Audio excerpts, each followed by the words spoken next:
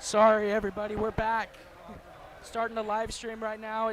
I'm Liam Bradford here with Ezra Benson here for Battle for the Paddle as the Hawks are up 1-0, and we've got an electric crowd. So the audio is not going to be the greatest for this game, but just sit back and enjoy the show as Addie Kiefer making the first field goal of the game for the Hawks, putting them on top 3-0. You'll have to bear with me, folks. I can't hear myself, so I don't know if I'm being super loud or super quiet or yeah, somewhere in between. you know, our audio issues are really just, they're going to put us through some issues today as Sandpoint gets on the board there with a layup. But just bear with us. This crowd is getting into it, Liam. I can't wait to see how exciting this night Oh, is. yeah. We've got so much action on deck for you guys as Peyton Sterling driving gets fouled, and she's going to go to the line and shoot two.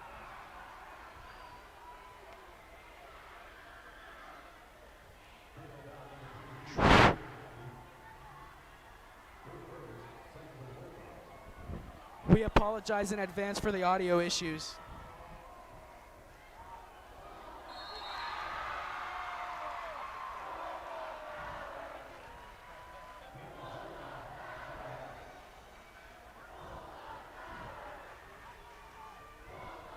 Sterling awaiting the free throw, puts it up, it's good. Hawks up 2, 4-2, Lakeland. Landry Simon gets her hands on the ball there as a great full court press so far by the Hawks. Hawks are coming out aggressive today, Liam. Oh man, what a great game this is gonna be. Got the student section just ready to erupt after every little shot. What an electric crowd. Oh, and she airballs it, couldn't get it anywhere near the hoop as the Hawks get it back. As Landry Simon wide open puts the layup and it's good. 6-2 Hawks. A great start, and they get the ball back.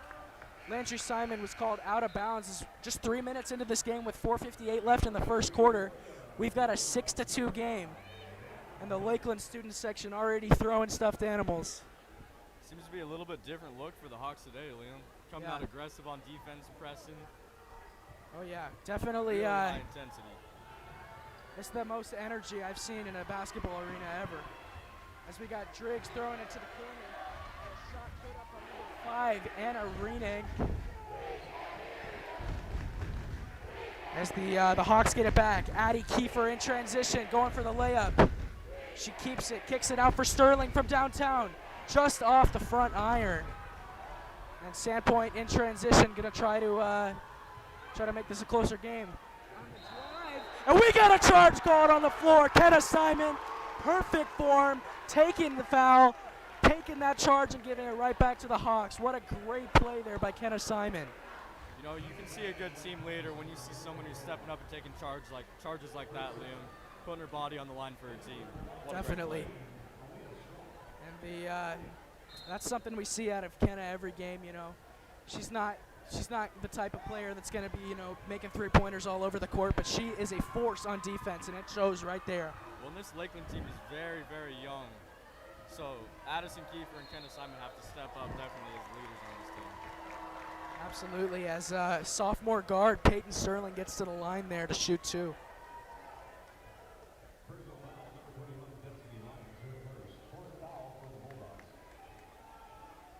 Correct me if I'm wrong, Liam, but is Addison Kiefer the only senior on this Lakeland lineup? Yeah, you know, she's definitely the only senior on this team, and that's something that you don't see a lot because a lot of teams around here are made up of mostly upperclassmen, but this is like you said, this is a very young Hawks team.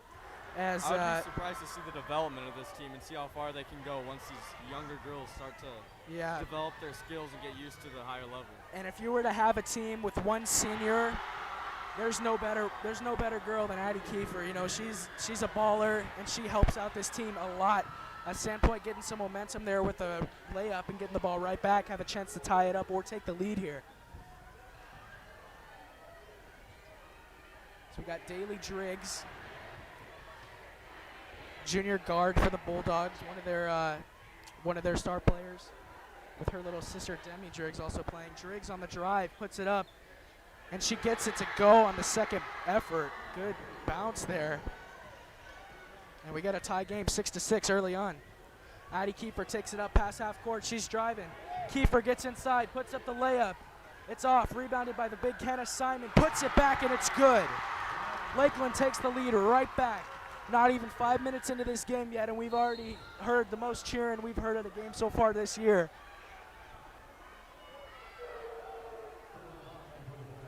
This is an electric crowd, and we've got a lot of noise around us. These fans are getting into it, Liam. This is the most passionate game you'll probably see all season. Oh yeah, I love the energy. I love it. And this rivalry, this goes way beyond just the wrestling mat and basketball court, Liam. This rivalry goes to football and just about any sport you can think of. Yeah, we even saw an appearance on social media on TikTok.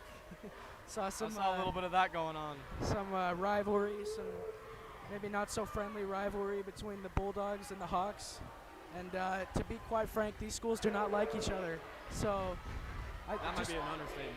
Just get ready for buckle up for a big game, as tying it up there is Sophia Platt getting the layup to go, and it's 8-8.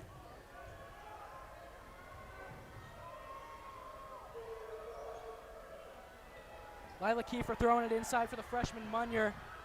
Kiefer gets it right back. Simon, dribble drive.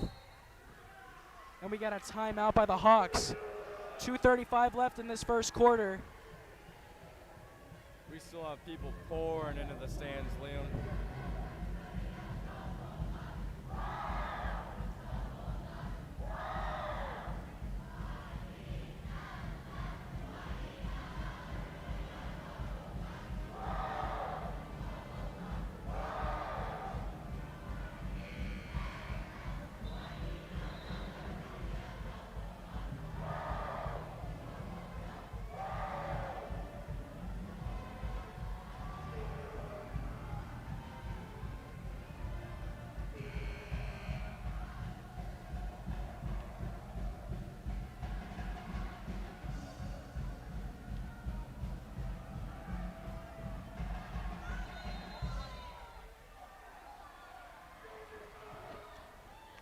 Addie Kiefer gets the inbound pass. She's driving. Kicks it out for her sister, Lila. Lila with a nice move, driving inside. A lot of contact, but no whistle there. I thought there should have been a blocking foul on the Bulldogs there. There's a lot of Bulldogs in contact transition there. for a layup, and she gets called for a travel. A wide open layup opportunity for Aaliyah Strunk, and she gets called for a walk. Good break there for the Hawks as Peyton Sterling checking back into the game here.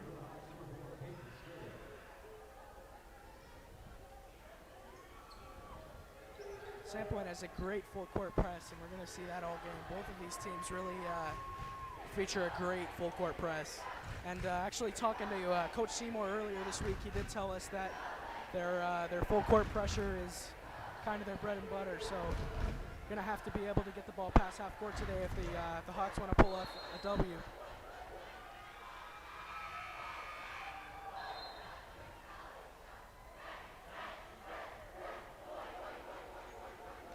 These crowds are going back and forth right now, Liam. They're shouting at each other, and it is directed. And the Lakeland Hawks get it right back. And, we're going to have a little bit of a different broadcast than usual today for you guys. Not actually going to any breaks at all during halftime because we've got events all night long on the gym floor, and it's going to be pretty interesting as the "We Got Paddle" chants are starting in the Lakeland student section. Love to see it. As Landry Simon gets the ball, Landry Simon in transition. And she gets fouled hard, going to the line to shoot two. A lot of contact there, Liam. Yeah, and we talk about Addie Kiefer a lot, and but Landry Simon, a freshman, she's been great this season. And I've just been really impressed by what I've seen out of her, as well as Zaya Munyer, two freshmen that are really shining on the court this young in their career. And as you mentioned earlier, Liam, if I'm Coach Seymour and I can pick one senior to be on this team, I would look no further than Addison Kiefer. Yeah. I think she wears off on these younger girls, Landry Simon and Zaya Munyer. Oh, absolutely. These sophomores every day, all of them. Yeah. Simon gets the free throw to go. And, I mean, You hit the nail right on the head. I think having one senior, a lot of people could look at that as a disadvantage, but you know, Addie Kiefer, as she gets the steal, she really makes up for that. And we have a jump ball called. I don't know about that. It's going to stay with the Hawks, though. They have possession.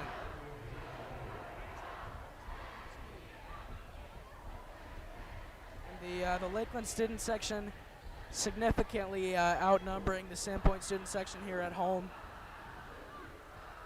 Lila Kiefer gets the ball stolen from her, and in transition is Aaliyah Strock. And she loses the ball again in transition, but it's going to stay with the Bulldogs for now.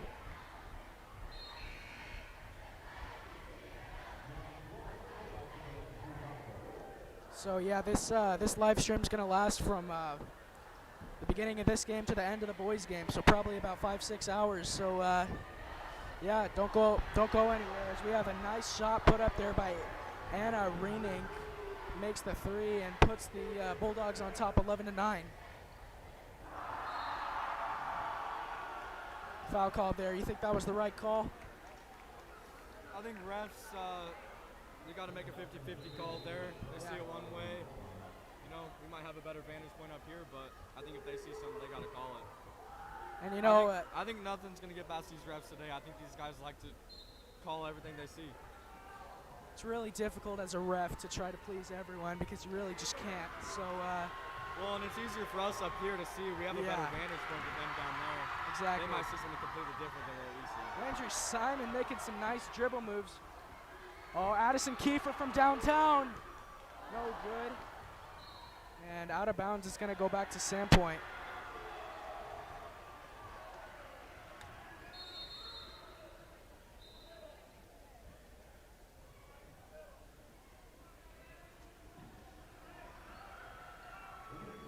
Just 1:01 left here in the first quarter. See Emily Knowles coming in the game for Addison Kiefer.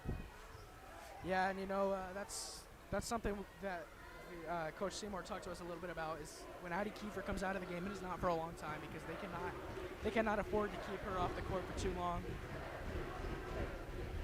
So I expect her to come in the next minute or so, maybe to start off the second quarter. She'll probably come in. As Kenna Simon gets the steal. Nice play by Kenna Simon. Emily Knowles just check into the game, passes it off for Lila Kiefer. Landry Simon trying to find open teammate. I tell you, Liam, I love to see Kenna Simon step up as soon as we see Addison Kiefer get off the court. As we've got an electric crowd today. As I feel like we've mentioned that about 10 times, but I'm just amazed at how this. How many people turned up for this game, because this is not a thing we see very often.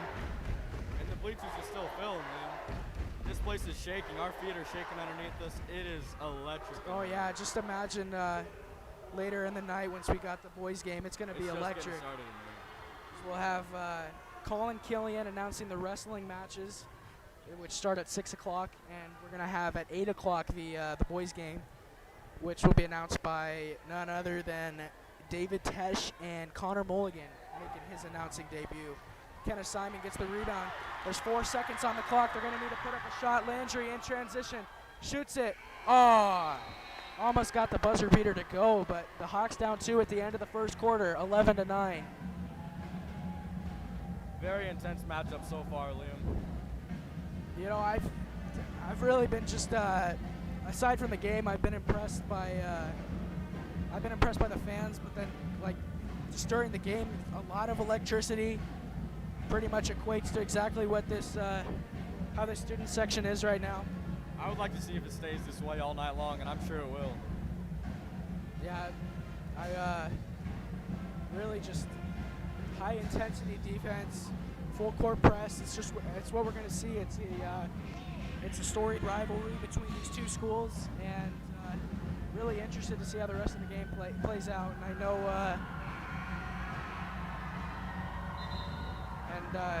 I definitely know that this student section is excited, and Sandpoint hoping to take the paddle, and Lakeland trying to defend their title of the paddle and get it for the third year in a row.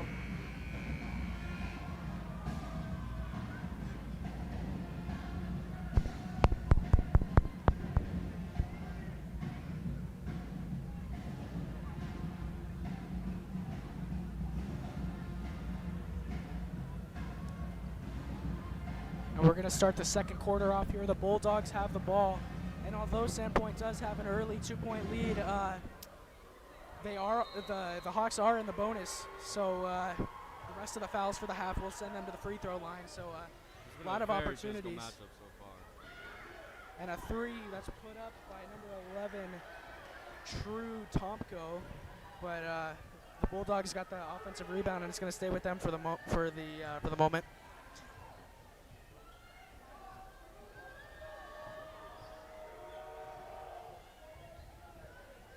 Driggs trying to find someone open. Throws a cross-court pass.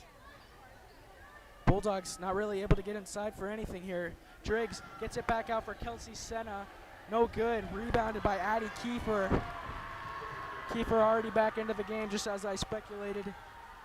Driving here, Kiefer looked to pop a three there, but passes it over to Peyton Sterling. Emily Knowles hands it off for Kiefer. Kiefer driving. And a charge called on Addie Kiefer. As we're sitting close to her dad, Tim Kiefer, coach of the Lakeland football team, and he can't believe it. That was.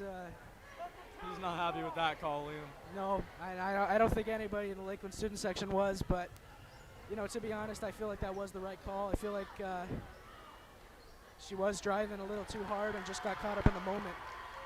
But they get the ball right back, so we're going to see here if they can tie it up or take the lead. Landry Simon working on Driggs. Tried to get it inside to Kenna Simon, but swatted out of bounds by the senior Sophia Platt.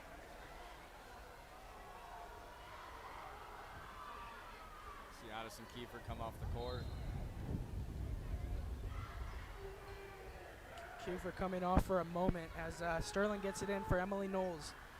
Kenna Simon to her sister Landry for three. No good. Rebounded by Knowles, who puts it back up. Rebounded by Lila Kiefer. Great offensive rebounding on this possession for the Hawks.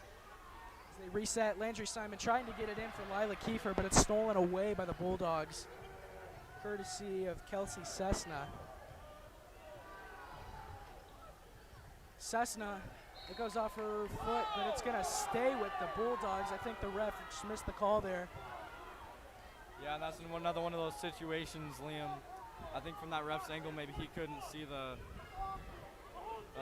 right call, but definitely from up here, you can see that ball go off her foot.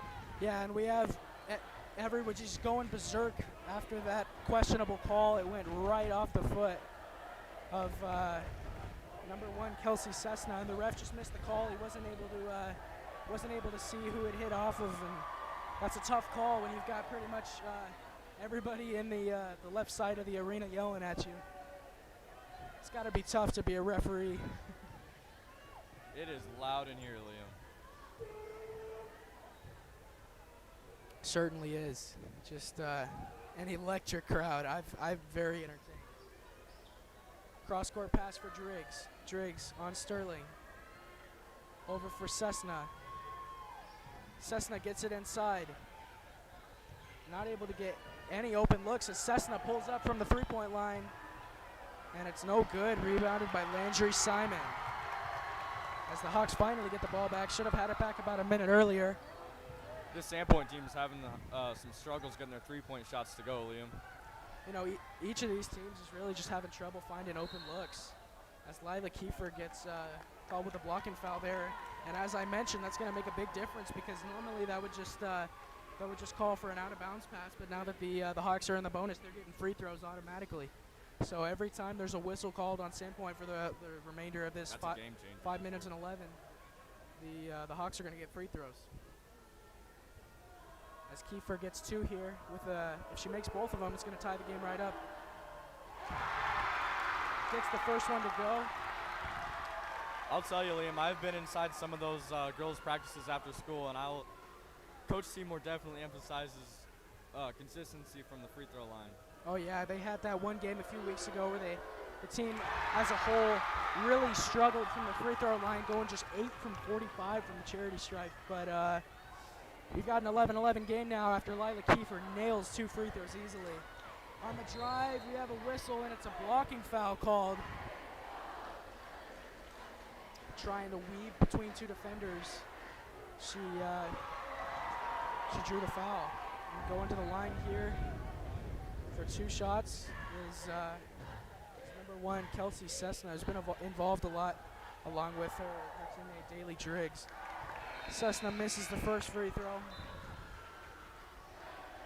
As the Bulldogs would be up a lot more than they are right now if they had more success from the free throw line. So far, not able to knock down anything really.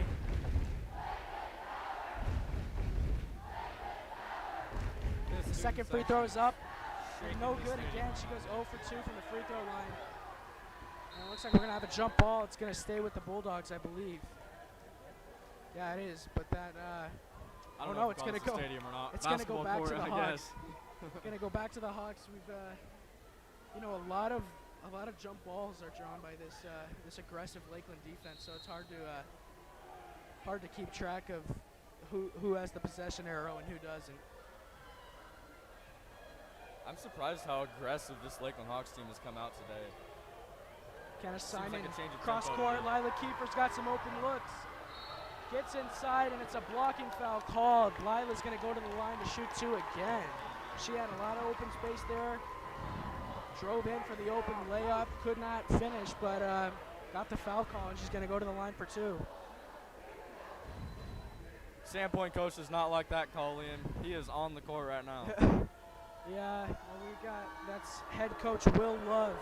Not liking what he's seeing so far. Kiefer's first free throw is off the side iron. She's going to get an opportunity to give her team the lead, though, with the second free throw attempt. I think that was the right call there, Liam. I don't think her feet were set, and she might have been. Yeah, I think that's the right call there. Lakeland takes the lead right back, 12-11 Hawks after 3 free throws for Lila Kiefer. Cessna driving on Kenna Simon. That's a charge! Going right back to the Hawks. The ref gets the call correctly this time. And you can't do that. Addie Kiefer coming back into this game. Lakeland's best player. He's been off the floor for a few minutes now. Comes back in with her team right in front. As a Hail Mary pass from Sterling, caught by Kenna Simon on the complete other side of the court. What a nice throw there by Sterling. Gets it back out for Addie Kiefer. Let's see what they're able to drop here. Kiefer, dribble drive. Gets the ball poked away for a second, but the Hawks do keep it. Lila Kiefer trying to find the open player. Peyton Sterling driving on Driggs, loses the ball. Driggs gets it back and makes a nice pass under pressure to her teammate number 21, that's Destiny Lyons. And just about halfway through the second quarter here, we got 4 minutes left and a 1-point lead for the Hawks. Now we got another tie-up. This time it will stay with the Bulldogs. A lot of jump balls so far here, Liam.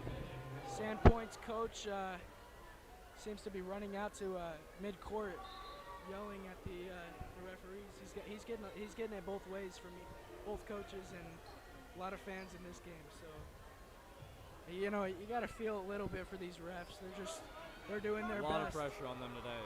It's really hard to when you see contact. You kind of just got to make a decision in the moment. And a three-pointer put up and catches some air, not even hitting the rim. Second attempt and she gets fouled. She's going to go to the line and shoot 2.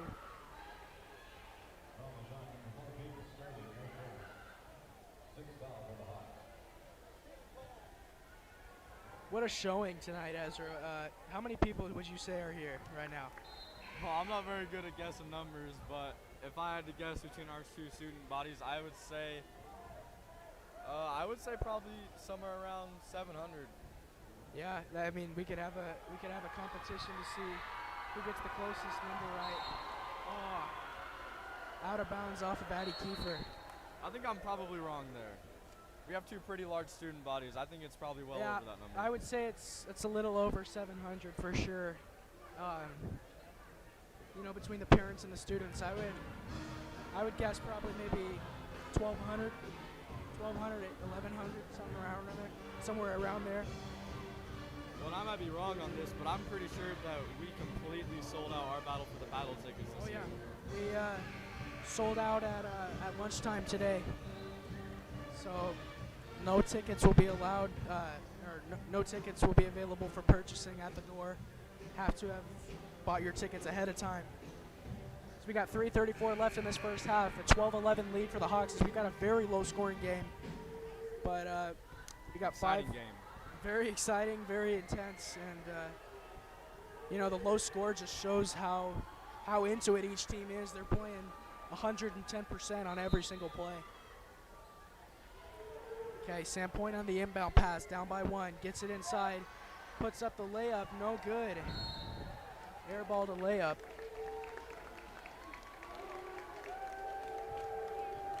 And it's gonna, oh, we got a foul call, and the Hawks are gonna get free throws. Sam Point student section not liking that one. Is Lila Kiefer going to the line to shoot 2? We touched on that earlier, Liam. That could be a big difference in this game today is the foul shots.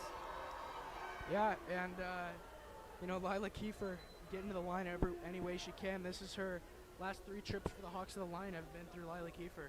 And she's made 3 out of 4, 75% accuracy. We'll see if she can continue having ice in her veins and knock down these 2 right here.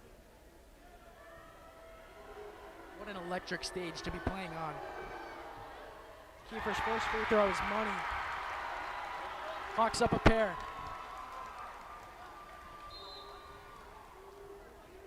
Zaya Munyer checking into the game for Addie Kiefer, who's already committed 2 fouls. That could be a huge equalizer for Sam Point in this game, is getting Addie Kiefer to stay off the court. Zaya Munyer rebounded the missed free throw, but couldn't finish as the Bulldogs in transition miss another layup. Driggs on the putback, miss another layup. Driggs gets the ball back. I've seen a lot of missed layups this game so far by Sandpoint. They're going to have to clean it up. I think a lot of that has to do with the intensity of Kenna Simon down low and Addison Kiefer. Yeah, we've got the Hawks are playing great defense, and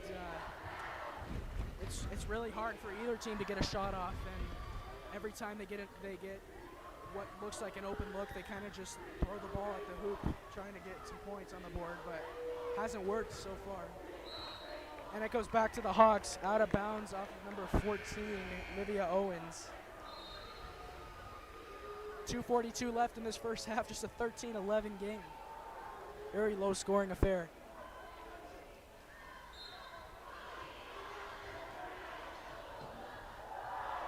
Peyton Sterling gets it in for Lila Kiefer. Sterling to bring it up past half court. It's a nice screen there from Lila. Throwing it inside for Kenna Simon, and she gets slapped on the arm. She's going to go to the line and shoot 2 more. And the Bulldogs in plenty of foul trouble. Both, they got 2 players on the court right now with 2 fouls, in Destiny Lyons and Sophia Platt. I'll tell you, Liam, very hard not to foul Kenna Simon there. She's very lengthy. She stands at a whopping 6'1". Yeah, I would not want to be down there guarding Kenna Simon on the post, because she's a force to be reckoned with. Hawks up 3, have a chance to stretch it to 2 possessions if Kenna Simon can nail this second free throw. No good, but it's rebounded by Lila Kiefer. Hawks get it right back. Good offensive rebound in there by Kiefer. Zaya Munyer in the corner, trying to throw it, and a nice interception there by number 15, Aaliyah Struck. Looking like a defensive back, but could not finish. Another missed layup by Sandpoint there. In transition, That's been nice a huge pass bump. to Sterling. The layup just rims out, but Kenna Simon with the offensive rebound. No surprise there, offensive rebound machine. Sterling for 3, no good. Rebounded by number 21, Destiny Lyons. Under 2 minutes left in this first half.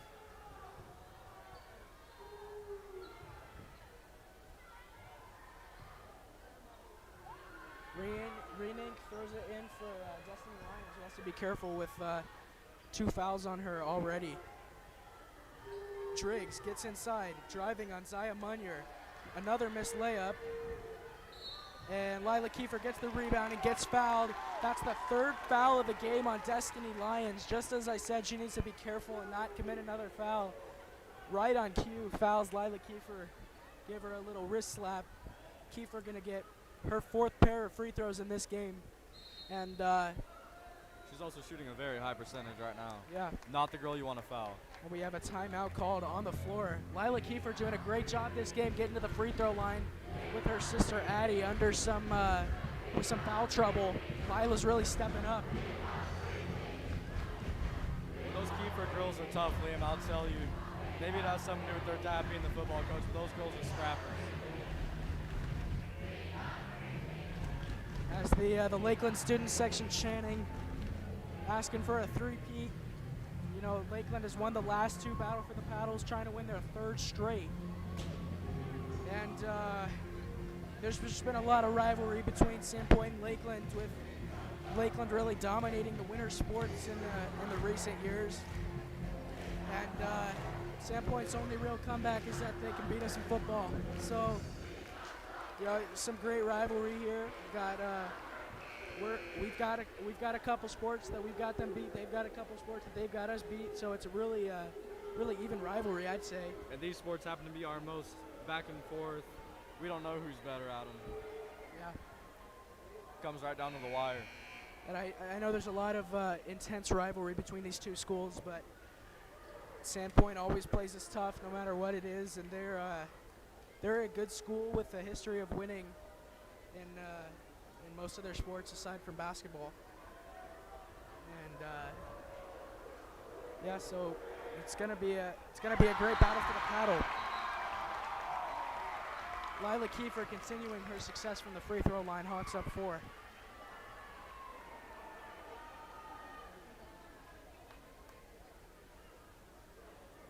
Awaiting Kiefer's 2nd free throw. The Hawks are up 2 possessions now. It's up, and it's good. Lila Kiefer has been money from the free throw line this game. If I'm that Sandpoint coach, Liam, I'm telling his players to stay away from her. I don't want to send her to the line over and over. Kiefer's got 6 points so far, performing very well. It's just got a little bit over 1 minute 10 left in this first half, and a 16-11 Lakeland lead. Trying to find the open shot. Game seems to be slowing down here a little bit, Liam. And another missed layup. This got to be a world record or something. Just as I say that, we get another fast break. And a nice save there by number 5, Anna Renink. Bulldogs have a chance again, and a foul called on Peyton Sterling as Daly Driggs gets popped in the nose. Just incidental contact there. Sandpoint coach once again doesn't. Well, he's got a problem with the ref or something. He's on the court once again, Liam. I think he wanted a technical foul call there, but really, I don't think that was intentional. No need for it at all. You know, Peyton Sterling, she's a class act, very clean player. That was obviously not on purpose. Just got tied up there with Driggs fighting for the rebound. Clean play. Just we'll see if Driggs can get her free throws here. And another miss. Sandpoint is ice cold from everywhere on the floor. Kiefer in transition. Tried to put up the layup, no good. Rebounded. Sandpoint in transition again. Hasn't really meant anything for them so far. Haven't been able to convert on anything inside, really.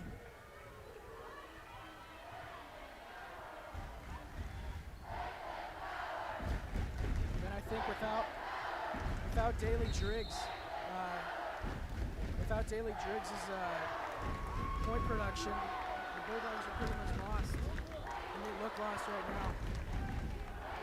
And we have a foul called on Landry Simon, who looks bamboozled. Doesn't like that call. Sandpoint coach is once again on the floor, Liam.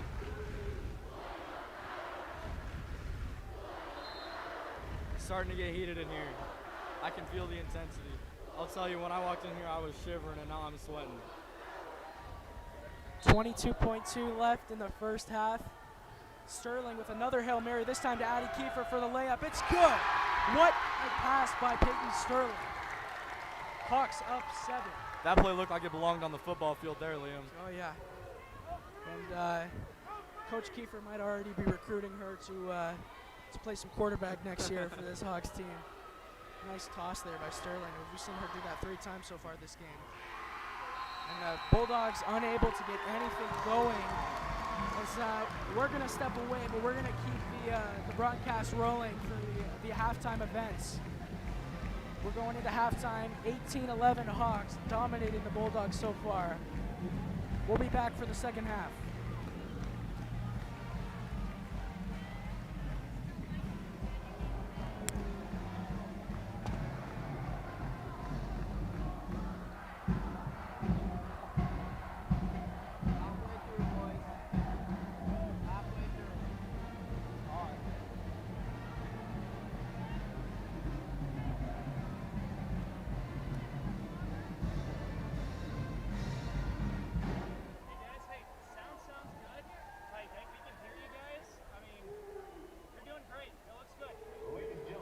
I just can't hear him, so sometimes it's hard for me to piggyback because I can't tell what he's saying. You guys can't hear each other at all? It's not I think you can hear me.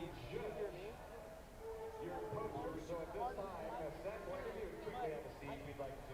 I can hear him a little bit, it's just really quiet. Hey, that's all right. You guys are, I mean, we can at least hear you guys when you talk. And it's clear. It's not like...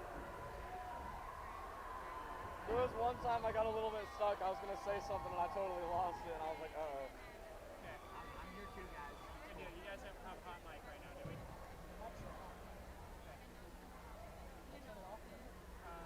No. Here, Ezra. Let's go sit down there until the half starts.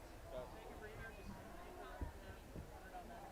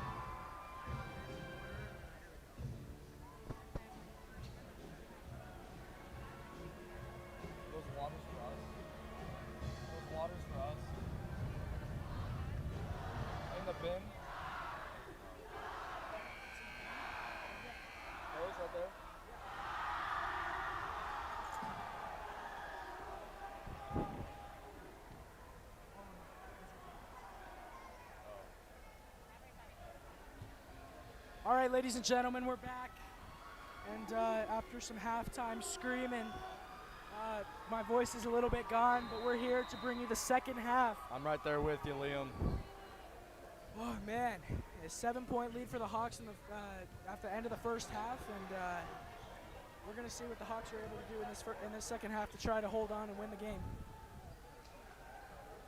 I'd love to see if this crowd is as into it as they were in the first half, if they're still alive in here, Liam, and I bet they are. Yeah, I've really been amazed by the crowd energy. As I say that, the crowd goes wild with an Addie Kiefer layup. And the Hawks get the ball right back, stolen by Lila Kiefer, and it's stolen right back by Sandpoint. We got a foul called on Lila Kiefer. That's gonna be Kiefer's first foul. She was the Kiefer sisters, the two leading scorers for the Hawks in the first half. Addie with 7, Lila with 6. Lila having a lot of production from the free throw line, making 6 of her 8 attempts in the first half. And a three-pointer put up in the corner by number 11, True Tomko. No good. Out of bounds off of Lila Kiefer, gonna stay with the Bulldogs for now.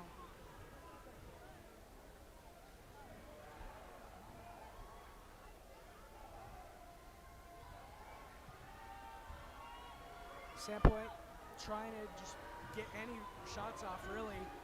Weren't able to find any open looks in the first half very often. And even when they did find open looks, they were not able to put any of their shots in, really. Another miss. Throwing it out, and that's off of Sandpoint. Come on, that's going back. Oh, wow. That's an awful call as we see Coach Seymour very disappointed there. Yeah, And it's really, I don't know what the refs saw there, but it's going both ways, and I'm not one to try to trash on the refs at all, but that one was clearly off of Sandpoint. yeah, I'm with you there, Liam. Driggs trying to get some penetration inside, back outside for Destiny Lyons, who has 3 fouls. She's got to be really careful now, and it's Great stolen defense away. there. Landry Simon driving, puts up the layup just off, but Kenna Simon, her sister, gets the rebound. Back out for Lila. Landry Simon driving. She's trapped down low, gets it out for Addie Kiefer. She can do a lot with off the dribble, puts up a shot, What a and great it's shot. good. It is good. It's a great mid-range jumper from Addie Kiefer right there. The Hawks now doubling the Sandpoint score, 22-11. Playing a great game. Driving is Driggs. There's some contact. What do we got? That's a charge! Going right back to the Hawks. A great Was call that Kenna there. Simon again drawing the charge there, Liam? Kenna Simon sets her feet. Beautiful way to take the charge. That's textbook right there. I would say that's her third charge taken of this game. Yeah, that's her her third drawn foul of the game.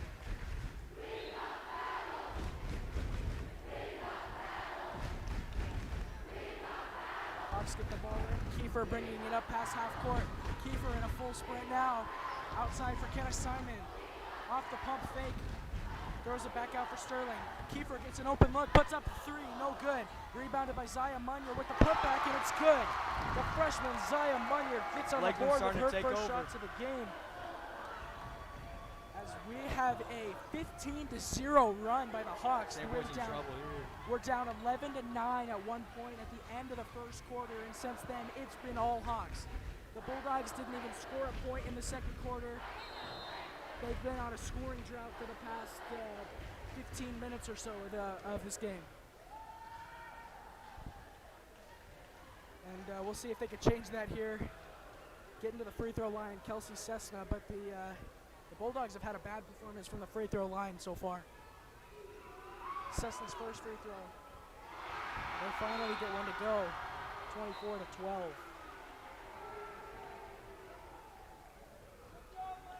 Lila Kiefer comes in for Landry Simon. Second free throw coming up for Cessna. And that's good. So she nails them both. And they're really going to need to start doing more of that if they want to crawl back into this game. But the Hawks have full control right now. Addie Kiefer makes a nice move. She almost dropped the defender there, Liam. It's not a slip and slide. Never mind something like that. It's going to go back to the Bulldogs. Down 11. A lot of contact on that shot. Destiny Lions throws it for Driggs. Driggs working on Lila Kiefer. Number 5, Anna Reinig trying to get the pass inside there, but it was tipped out of bounds.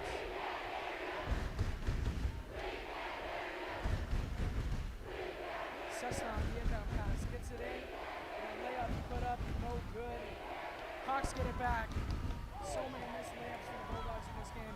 Peyton Sterling has the ball, and she's fighting for it. She's got it, gets it inside. Lila Kiefer to Zaya Munyer, puts it up. That's great teamwork there for the Hawks. Way to keep the ball. Sandpoint looks flustered right now, Liam. Absolutely, and they're just, the passing and the teamwork of the Hawks in this game has been outstanding. I'm surprised to see the Sandpoint coach not take a timeout here, to be honest. Yeah, really, you know, they just got their first points. They haven't made a shot in over 2 quarters. Yeah, if I'm that coach, I'm taking a timeout to slow this game down right now. They got a jump ball called. It's going to stay with the Bulldogs. As Coach Will Love, nearly every single time that the Hawks have done anything good in this game, we've seen his face get all angry, and he runs onto the court very emotional about his team, and I like that in a coach. He very clearly I cares thought he about was his in the team. starting 5, Liam. He's been on the court a lot. And on the floor, it's a jump ball called. It's going to stay with Lakeland. A lot of jump balls, like I mentioned.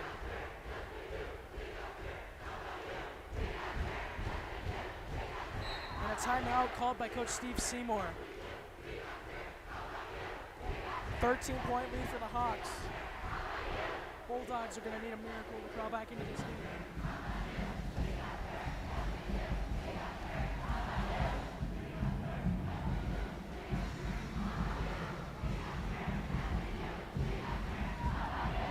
Coach Love over there right now, he's got to be drawing up a game plan. He's got to be doing something to get his players out of this funk they're in right now. Huge scoring drop for Sandpoint. Breaking their scoring drought with 2 made free throws there to make it 13, but you know they have not made an actual shot since late in the first quarter. So some absolutely stellar defense by Lakeland in this game.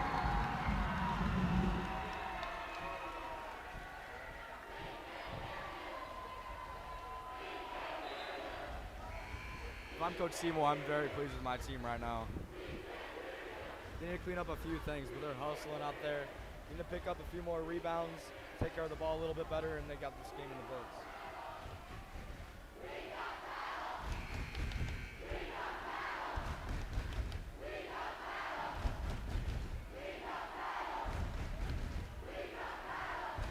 Just love the energy between these two teams.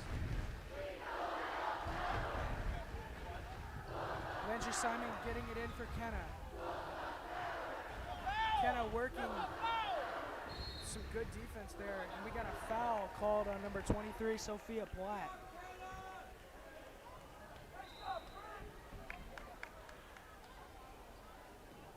See some frustration coming out of the Sandpoint players right now, Liam. I think they're starting to get frustrated. Yeah, and it's important that they stay calm if they want to crawl back into this game. You can't get too angry and just start making silly mistakes. Kenna Simon driving, puts up a mid-range jumper, no good. Rebounded by her sister Landry, stolen away for a moment. And Sandpoint's got it in transition. That's Lions. Puts up the layup, no good again.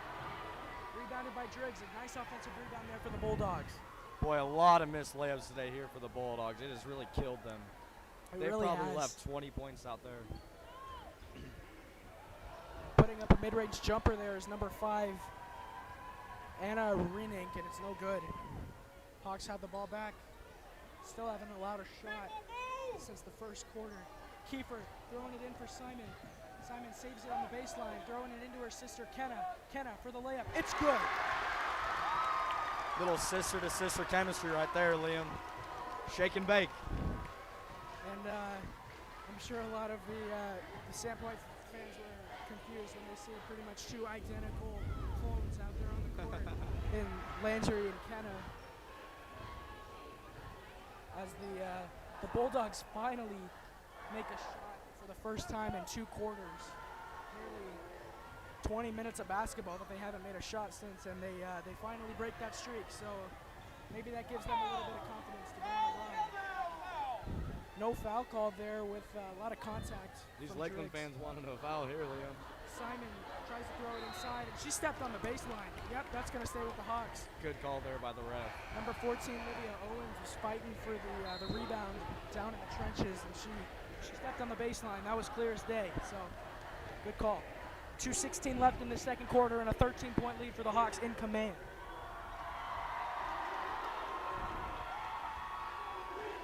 Sterling gets it in for Addie Kiefer. Pump fake, driving. Dribble drive, throws it out for Landry Simon, who's got a 3, and she puts it up, and it's good. Landry Simon drills the 3. The first 3-pointer made by the Hawks in this game, and a 16-point lead. That's their largest lead so far, courtesy of Landry Simon splashing from beyond the arc with that one. Sandpoint desperately needs a bucket right now. The shot put up from beyond the arc, no good. Rebounded by Sandpoint. Driggs on the drive, and it's good. Nice play there by Daly Driggs. Got a little back and forth action going on now. Driving is Addie Kiefer. No foul call, but Landry Simon gets the rebound and gets some contact there, and she's going to go to the line and shoot 2.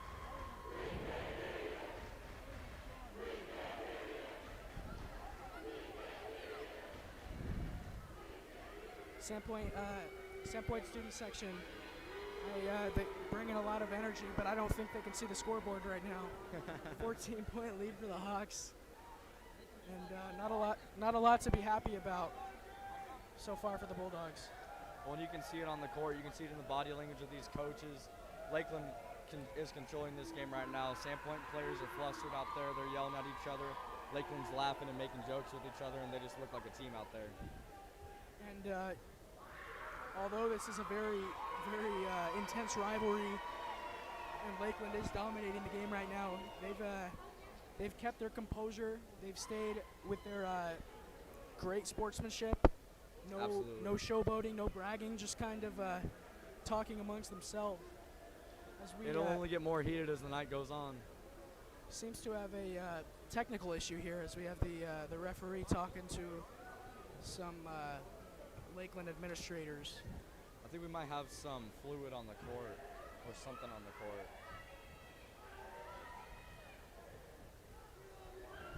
The Lakeland crowd showing their love for senior Addison Kiefer right now. Yeah, we do have some liquid on the court. And our very own Mr. Hoffman cleaning it up. Wiping the floor with the liquid, and we're wiping the floor with Sandpoint.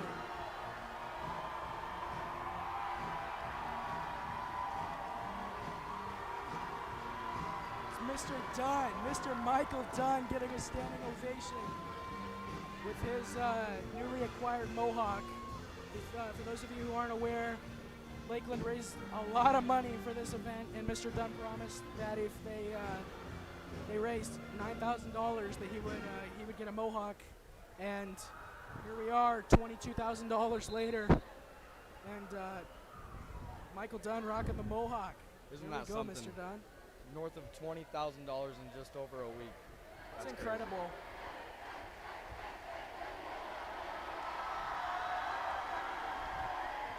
I gotta tell you, I cannot wait to get down into that student section for the boys' game later.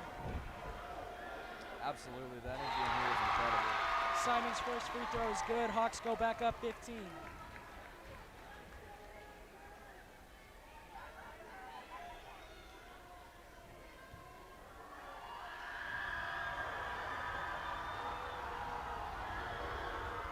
Her second free throw is no good. Rebounded by Sandpoint.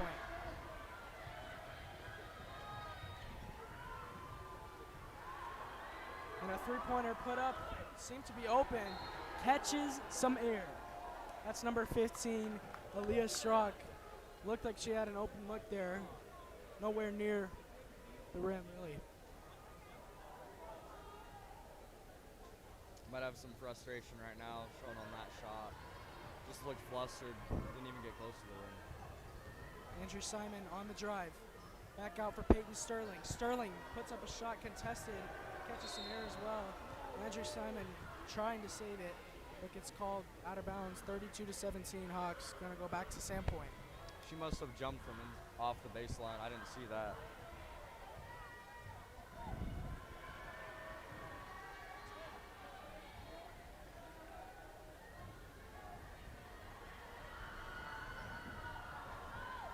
And driving is Cessna. Great It's now, and defense it's stolen there. by Sterling. Stolen back by Sandpoint. Go up for the layup and it's good. 13-point game. Hawks have the ball with just 30 seconds left in this third quarter. Kiefer passes it off for Landry Simon. Simon to Kenna Simon, her sister. Kenna on the drive. Nice gather step there. Couldn't get the shot to go, and it's rebounded by Sandpoint, who seems to be getting a little bit of momentum here. Hawks gonna have to slow it down. And a jumper put up, no good. Offensive rebound by Daly Driggs. Even with that shot down here not going, Liam, that's a great move by Kenna Simon to get to the Cessna basket. from beyond the arc, and it's good. She got a 10-point game. At the end of the third quarter, 32-22 Hawks. Sandpoint offense seeming to come alive a little bit, but we'll be right back.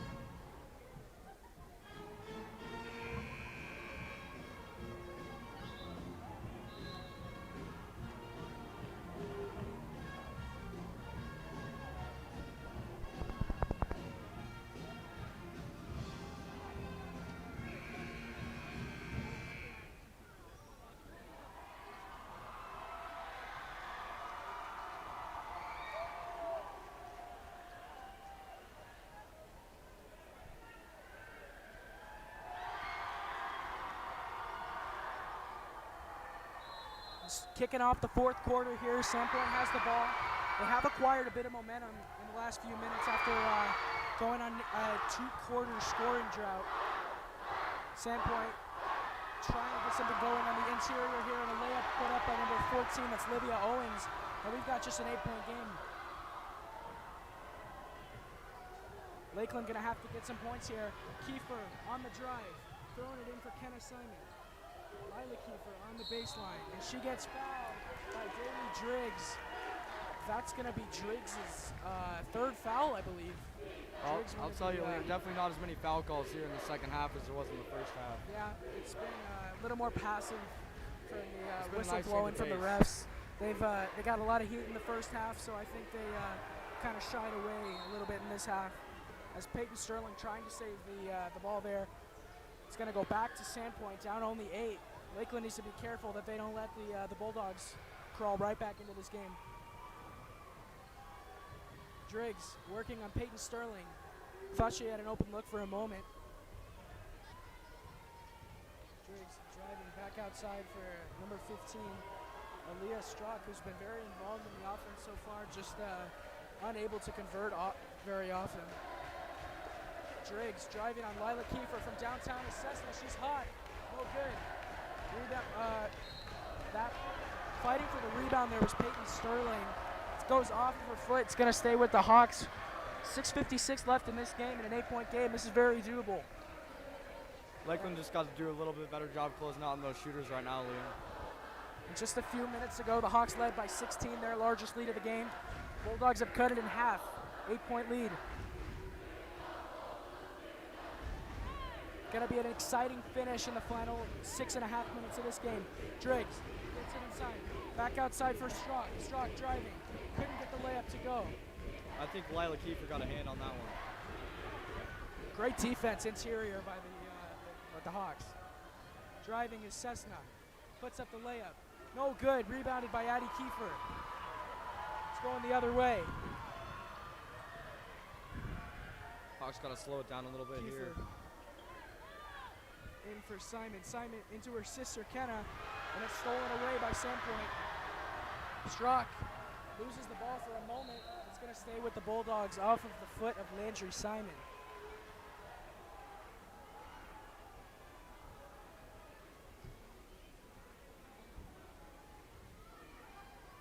Cessna on the inbound pass gets it in for Strock. And the student section battle is still going on and will be going on for the next few hours. Sterling in transition, it's good. Nice pass there from Landry Simon, gets the assist. Hawks back up double digits.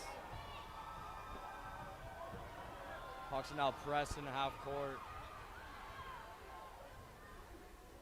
A lot of pressure on these Sandpoint girls right now. Strock driving, back outside for Cessna. Driggs is double covered, trying to make something happen. And a cross-court pass from Strock. Driggs trying to get it inside. Looked like she took an extra step there, but no whistle. Simon, nice way to save the ball there, and got rebounded by Addie Kiefer. Kiefer to her sister Lila.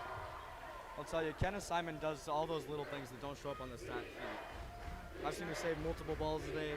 She's taken about 3 or 4 charges, and she just does all those things that don't show up on the score sheet. Right on cue, there's Kenna Simon. Drilling the layup. Beautiful execution. And the Hawks back up 12. And she also gives you a lot of those things that do show up on the score sheet, Liam. Yep.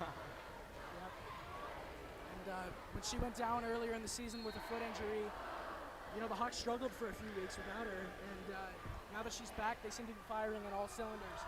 With a 12-point lead against rival Bulldogs in this game, 4:41 left, and Daly Driggs is going to go to the line to try to make it just a 10-point game. The Bulldogs have not been very successful from the free throw line in this game. We'll see if that continues or changes here. Driggs' first shot is good.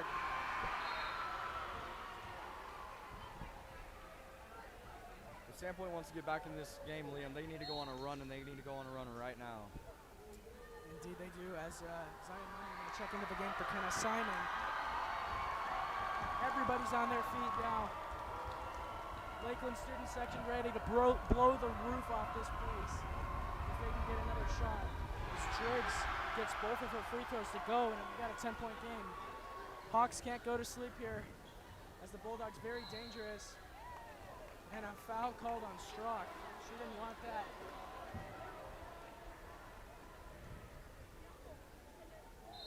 Looked like Strock wanted a jump ball call there, but it's going to stay with the Hawks after the foul. And we've got a timeout called by Coach Steve Seymour. He's telling his team right now they need to stay calm and hold on to this ball, run the clock, and get a win. Get out of here. I'm sure he's also put an emphasis on closing out on shooters. In this quarter, they've allowed a lot of three-point shots, and I'm sure he's tired of it.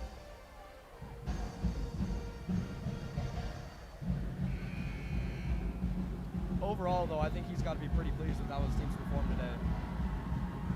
Absolutely. This Lakeland team exceeding all expectations today. I came into this game thinking it was going to be coming down to the wire, which, you know, there's a lot of energy, and it really feels like either team can win this game. However, the Hawks are in command with a 10-point lead, and they've pretty much been ahead all game.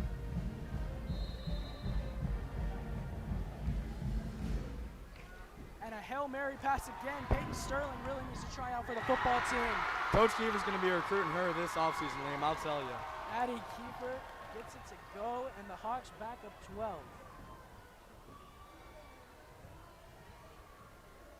Sandpoint needs points, and they need them fast. Cessna to Strock. Strock inside for Driggs. Trying to put up the shot, no good. And that's really how this game's gone. Just not a lot of made shots but from the Bulldogs. Simon inside, puts up the layup. Can't get it to go. Fighting for the rebound, and Sandpoint's got it. Under 4 minutes now remaining. They're going to need a near miracle to come back. Cessna on the drive on Zaya Munier. We got a foul, and it's a blocking foul called on Munier. Looks like she wanted a charge.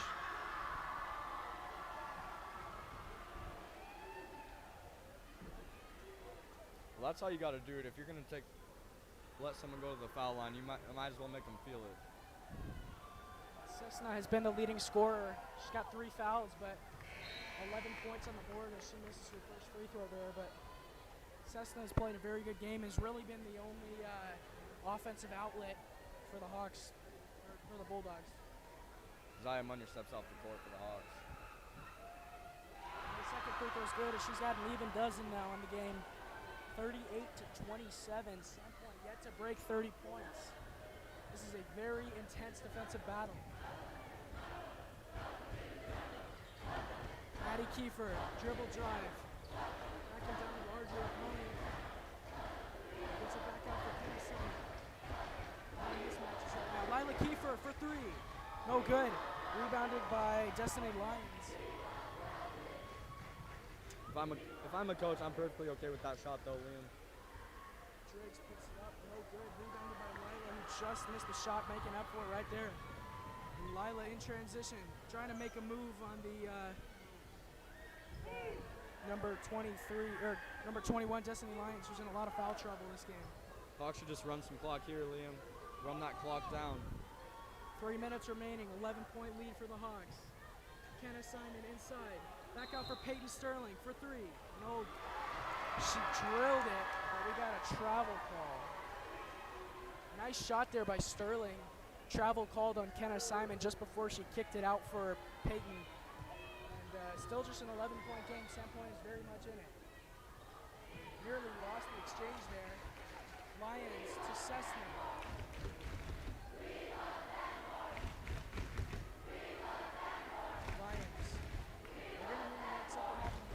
Why they're going such slow pace right now. They need to get some points on the board fast. Just 2:30 left in the game, down 11. They can't get anything going today. Peyton Sterling with the steal. Sandpoint gets it back, but you know, without being able to convert inside, it's been really rough. She misses the layup. Rebounded by Kenna Simon. And the Hawks are in control. 2 minutes left. I imagine they're going to try to choose as much clock as they can on their possessions. Lyons with a nice steal there. Lyons working on Kenna. We got a blocking foul called on Kenna Simon. That's just her second foul. As Lyons going to try to go to the line here to make it just a single-digit lead. 2:02 left. They're running out of time.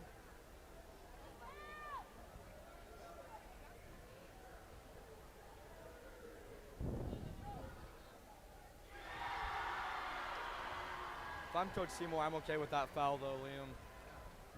If someone's going to get down low, you might as well send them to the line. Don't give them an easy bucket. Really anything but three-pointers work here because... Actually, air ball's a free throw. That's rough. Catches some air there on the free throw. Maybe feeling a little bit of pressure from the crowd there, Liam. And you know, I really am surprised at how well the Lakeland student section has been as far as sportsmanship. No boasting or bragging, even with a 10-point lead against our big rivals here in a huge game. Showing a lot of class. Addie Kiefer on Lyons. Gets it inside for her sister Lila. Lila trying to drive to Kenna. Kenna makes a nice move on the baseline and gets it to go. Hawks back up 12. Kenna Simon with the dagger. Made a nice move and gets the shot to go. That was a great move by Kenna Simon there, Liam. Great footwork. Got the shot up high, nice arc. Nothing but net.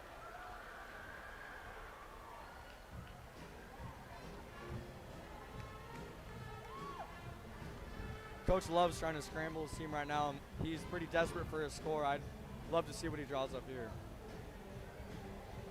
Just 1:35 remaining in the game. A 12-point lead for the Hawks.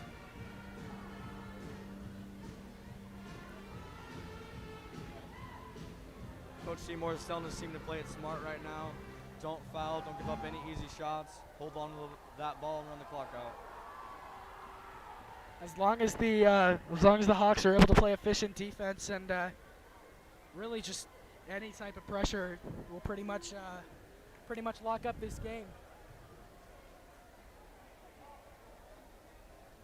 And you know, for those of you who don't know, Sandpoint did eliminate the Hawks last year in Game 3 of districts, sending them to state and sending Lakeland home for the season. So I feel like a lot of that was kind of just fuel to the fire for this team. You know, Addie Kiefer's a senior. This is their time to shine, and playing against their big rivals, it looks like they're gonna get some revenge for that Game 3 of districts last season. Well, the biggest thing I've seen today, Liam, is just the development of these younger players on this varsity team. It's been very impressive to see the improvement of them as the season has gone on from Game 1. Under 90 seconds left to play. Clock's running out. Driggs makes the layup, and we got a 10-point game. I think a lot of that development and those younger players has a lot to do with senior Addie Kiefer. Kenna Simon on the drive. Hawks are just chewing clock here. Little over a minute to play. Addie Kiefer dribble drive. Puts up the layup with some pressure. Kenna Simon saves it, and Lila Kiefer's got it. That's just a great rebounding job there for Kenna Simon.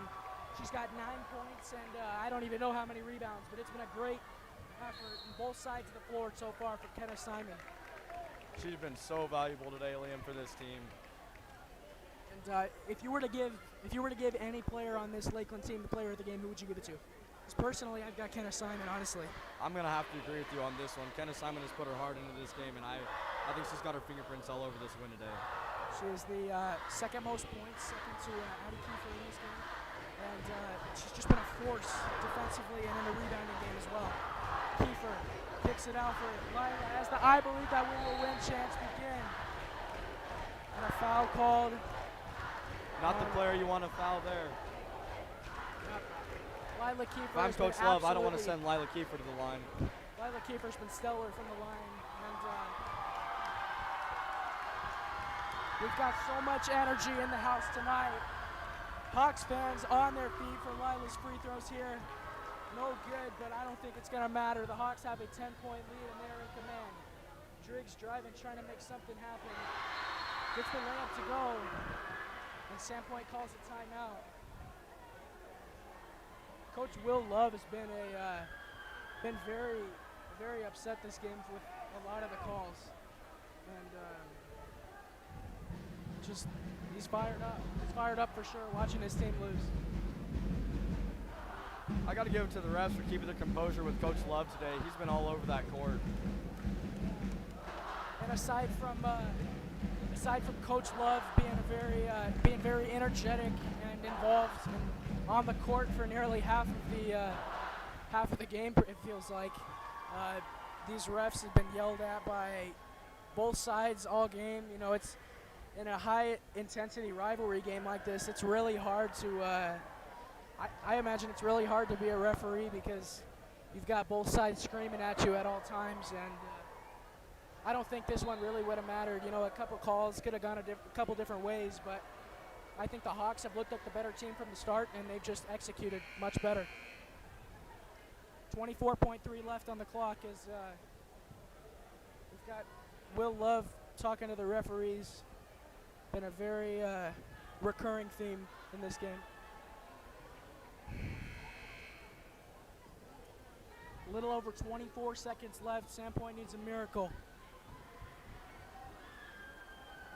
They're going to need to force a turnover on the inbound pass here or a 5-second call. Lakeland fans on their feet for the final 24 seconds of play. Remember, don't go anywhere after this game because we got wrestling and boys basketball among many other events. Addie Kiefer gets fouled. She's going to go to the line. Sandpoint student section still not giving up. I'll tell you, Liam, Addie Kiefer, if you find her during fifth period any game day throughout the week, you'll see her in the gym shooting free throws.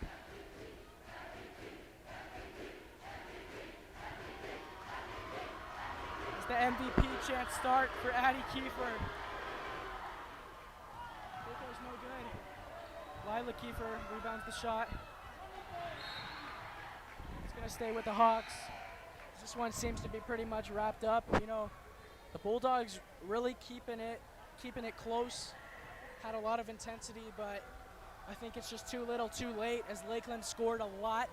And that 17-0 run from the second and third quarter really did it and put the Hawks in the driver's seat.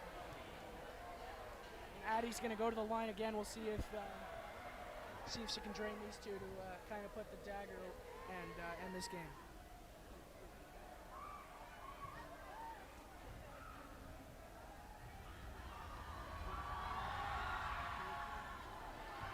Free throw's no good, rebounded by Strzok.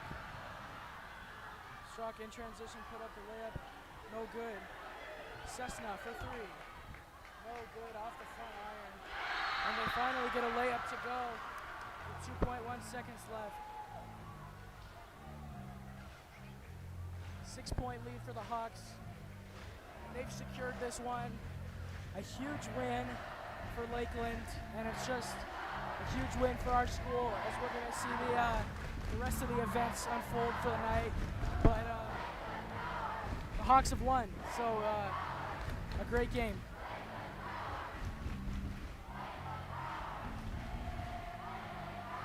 I really think without that 17-0 dominant run in the second and third quarter, we might be in a different situation right now. But Lakeland was able to hold Sandpoint to 0 points for over 16 minutes of basketball, and that really was the X factor in this game.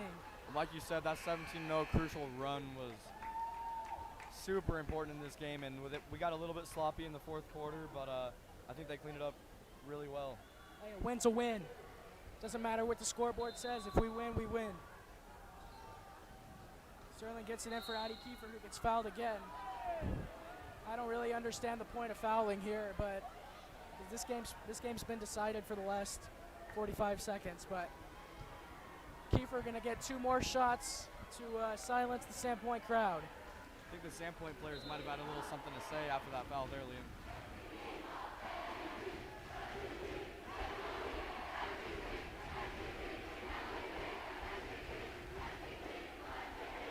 Addie Kiefer getting MVP chance, and deservedly so.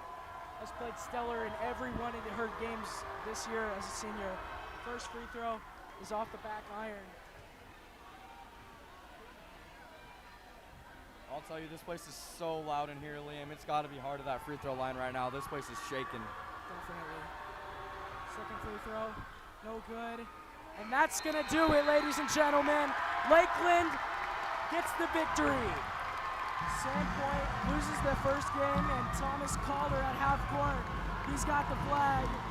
Lakeland comes out on top, and that's going to be it for Liam Bradford and Ezra Benson. But stick around because we're going to have wrestling very soon.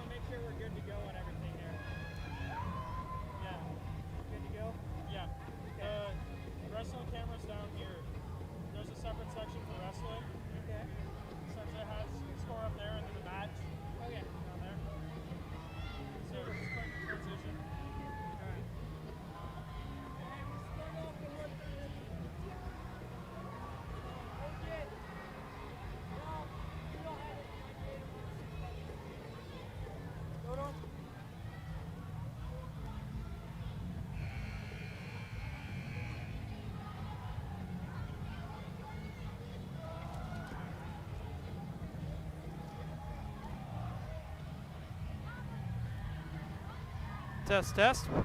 I can hear you. Hello, everybody. My name is Mike Dunn, and alongside me is Duke Williamson here. We have an absolutely wonderful atmosphere at the Battle of the Paddle here. We have the Lakeland Hawks taking on the Sandpoint Bulldogs. So, Duke, tell me here a little bit about this lineup here. What do you expect out of the Hawks? You know, I think we're going to come out swinging at 113. We have Matt Williams. He took 5th at state last year, just a stud muffin. Next, we have Austin Howell at 120. He's going to do some good stuff. And we have a tough match at 26 between Riley Sachs and this kid from Sandpoint. This kid from Sandpoint's legit, so Riley's going to have to battle. Absolutely, absolutely. So again, if you look at this crowd here, guys, this is about as good as it gets here if you're a wrestler here, man. This is a packed atmosphere. Boy, the fans are on their feet. I mean, you know, tell me, Duke, when you're wrestling in an environment like this, does that put any more jitters in your head there, or I mean, what's going on? It all depends on the person, but it either puts in more jitters or it just makes you want to have more fun. Very good.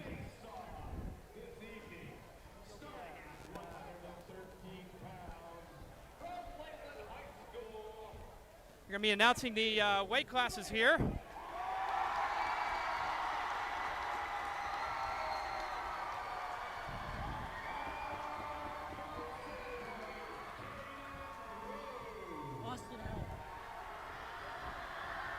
Caden Rose here wrestling at 113 against Matthew Williams. That should be a good bout. Matthew's a very good wrestler.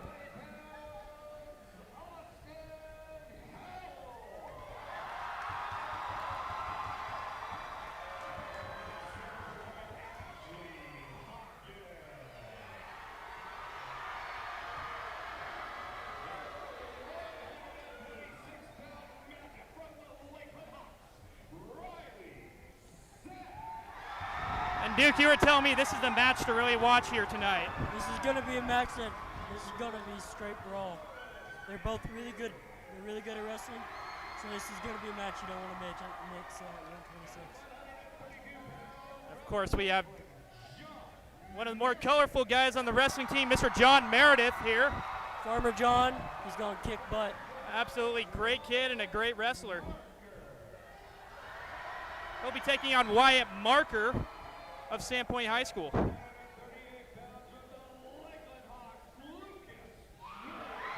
And of course, the senior Lucas Williams has been a staple of this lineup for a long time. He will be taking on Shane Sherrill in the 138 bout.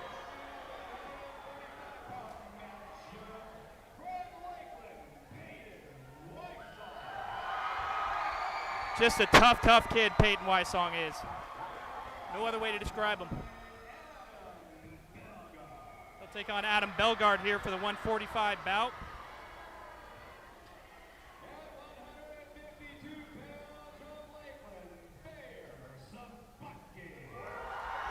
Now this is a freshman, but I would not underestimate him. He's a really strong kid like Peyton Wysong. And that is Thayer Sabatke, and he's going in Darian Resso.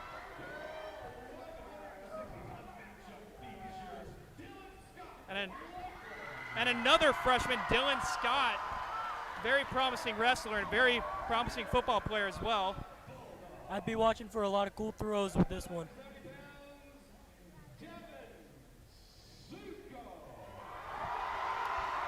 And of course, Devin Suko, one of the greater wrestlers to wrestle here in the past 10 years. Absolute stud on the mat. He's a stud at everything, to be honest. On the field, on the mat, you name it, he's a stud at it.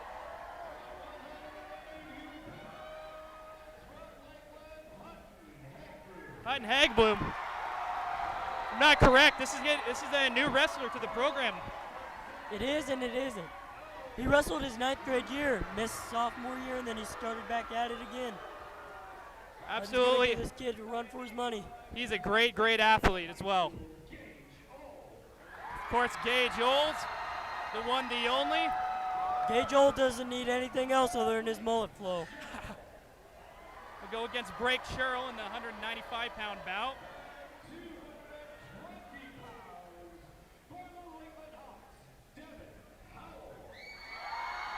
Devin Howell, another great kid. Good wrestler.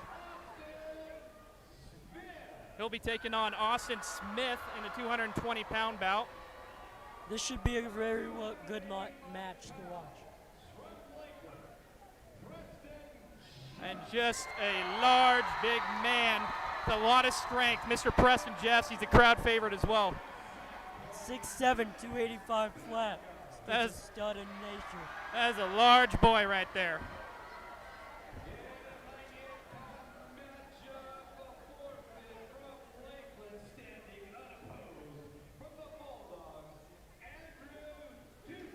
He might have stole my last name, but he will never be Duke Williamson. Tell you what, that 198-pound or not 98-pound spot is usually a tough one to fill.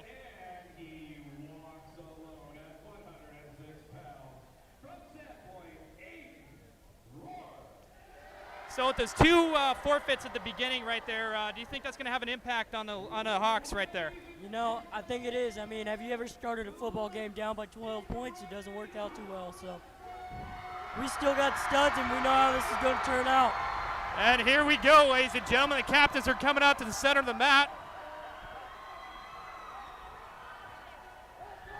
Folks, this atmosphere tonight is just something else. I tell you what, these guys are just going to love wrestling in this atmosphere.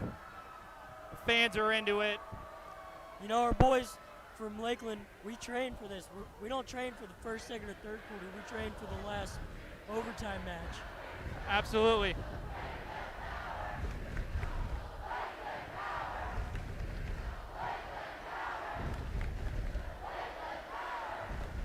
We apologize for some of the vibrations here. The crowd's getting into it. This is just a great scene for these guys to wrestle in. This is just something else, something they won't forget. Matthew Williams is going to be a kid to watch throughout the year this year. I think this kid's going to at least place top 3 this year.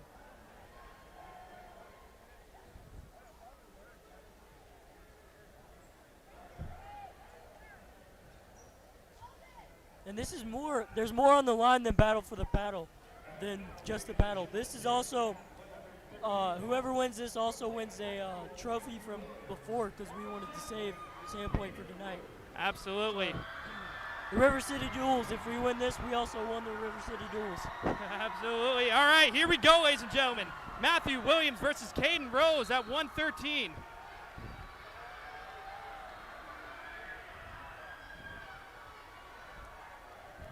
Fighting for position. Matt, that kid, yep, there you go. Matt got rolled through it, but he's going to finish. He's going to finish. If I know Matt, he's going to try. And they're not going to give that one to him. That was a good scramble by Rose right there. Still 0-0. Matt had a good scramble coming out of that. Good way to defend that double leg. Good sprawl. Oh, he's working his way around. He's got 2. 2 he has. He's looking for that tight waist. He's trying to run a half. Oh, he's got him. Oh, he's got him. He's pinned. This kid's pinned for days. Getting his back points right. Yes, and there it is. Matthew Williams at 113. Pin out the gate.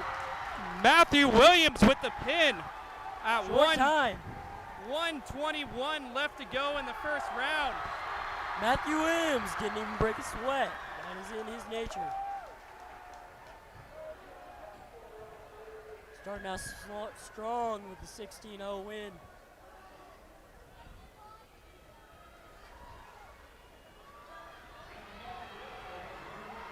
Now we have Austin Howell against Ashley. We apologize here for the score. We're having some Against technical Ashley difficulties. Hawkins. So what can you tell me about this wrestler right here? This wrestler, I have wrestled him before. He did beat me. This kid is really strong for his size. He's really small and compressed. No, he would be a good running back. Oh, and there goes Ashley with the 2 points. Oh, he's trying to cradle him. Oh, nope, there he goes. Austin Howell fighting good on bottom. He's trying to tight waist chop him. Oh, he's covering. Austin's getting covered pretty well, but this kid's going to try to tilt him. Tilt's coming. He's got to get that wrist off. There he goes. He's building that base. He does not want to give that up right now. Yep. Austin Howell needs to explode. There he goes. There he goes. Fighting. Yeah, he got out. Austin Howell, 1 point. That was big. Now this Ashley kid, he's really good at catching you off guard, and if your feet's flat or if you're just out of position, this kid will take you down.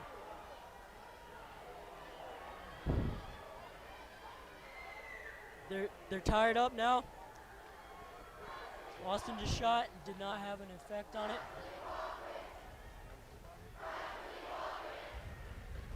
Fighting for position, circling in right now. Right now they're just playing a game of cat and mouse, and there goes Ashley. And Austin Howell goes to his belly. Scores 4-2 right now. 4-1, my bad, 4-1. You know this Ashley kid's really good at riding hard because he's so small. But Absolutely. if you can get out, there's nothing you can do about you because you're good. He's trying to, oh, he's got the cradle. Here's the cradle. Oh, Austin Howell's giving up back points. No, he isn't. He's not giving up back points. He's fighting it hard. He's fighting it hard. He almost has. Oh, he's got it. That was, He's out. he got the escape. That was huge. There's an escape. It's 2-4 right now. Boy, he was dead to rights right there, and he really fought his way out of that. That's big right there. You know, Austin Howell's a good kid at not giving up back points at all. Kid fights hard off his back, and even if he does start giving back points, scrambles like crazy. Now Devin Howell just took a crappy shot, but he can try to fix this. Yep, time just ran out first period. Now the ref is going to flip a coin, and if it lands on green, we get choice, or we can defer. Red chose neutral. Sandport is going neutral with Lakeland. So what's the advantage of going neutral right here, Duke? So, for a kid like Ashley, which you can tell already he's gotten a lot of takedowns just in the first period. You know, if you know you're good at takedowns and you can get it on this kid on demand, 2 points is better than not, maybe And it doesn't quite pay off for him. getting reversed or, pinned. So, right now he's trying to tilt that. Oh no, he's trying to get a bar. See him digging that bar. He's going to try to get. Oh, he's going to try to. Oh, there you go. Oh, Ashley's trying to get a cross-face cradle, but He's doing a great job building a base, defending that. Austin Howell is fighting off that cross-face cradle really well. Just gave up his elbow. Ashley's going to keep on looking to bar that arm up because that's the type of wrestling he does. He likes the bar. So. And we got 1 minute left in the second period here. They go out of bounds. So Austin Howell's going to get up and out. He's going to try to explode. But this Ashley kid's good at riding on top, I'm telling you.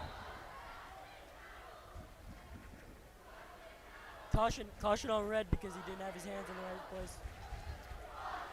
Those guys just get so giddy, man. They want to jump that whistle. I don't blame them. It's a good shot right there. Yep. At this point in time, he's just playing with him. See, you let him go. He's gonna do what in the wrestling world people say is a dirty 30. If you take him down 15 times, you get 2 points. You let him up 15 times, so you'll tech pin him because you'll be up by 15. 2 more points to Ashley Hawkins. Oh, he's letting him out. Another point. Escape. Austin Howell. Austin needs to not tie up with this kid because this kid's tying up and just, getting his shots in. So we have 20 seconds left in the second period here. That's a good thick shot, and he takes him down. He gets 2 more. It's 10-4 at the moment. Is Ashley going to try to do that tilt? He is. He's trying to tilt him. He's not setting it up right, thank God. Time just ran out, second period.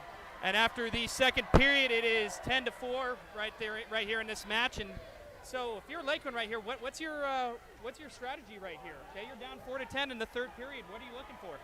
Either explode, get out, get as many takedowns as you can, or pin the kid. Or if this kid's so good that you know you can't beat him, just don't get pinned. And he's going to elect to go up right here. So Ashley Hawkins just told him that he can go up. You know what? I'm gonna take you down again.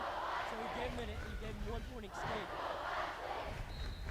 We're here in the third period. Here, the score is 5-10.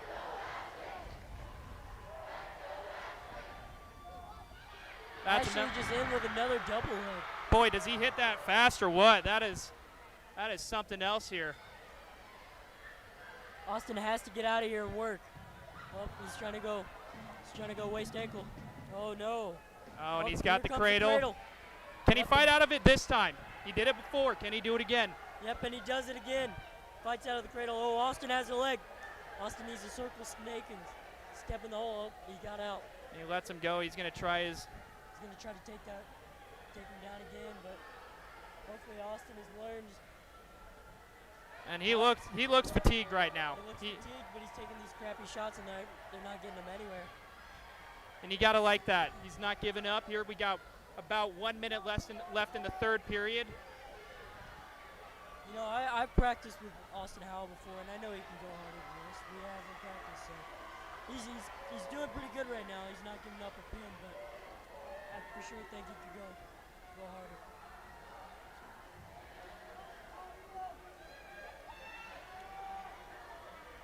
We got 40 seconds left. You can tell both these guys are just tired here, and that's where that conditioning comes into play. And every day when you guys are just sitting there just sweating and you're, hurting a little bit, but boy, this is where it comes into play.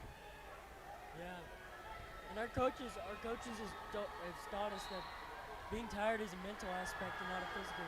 It's all about your mental aspect, and right now Austin is mentally trying not to get pinned. And you gotta like that too. Tell you what, this kid has no quit in him. He won't just give it up.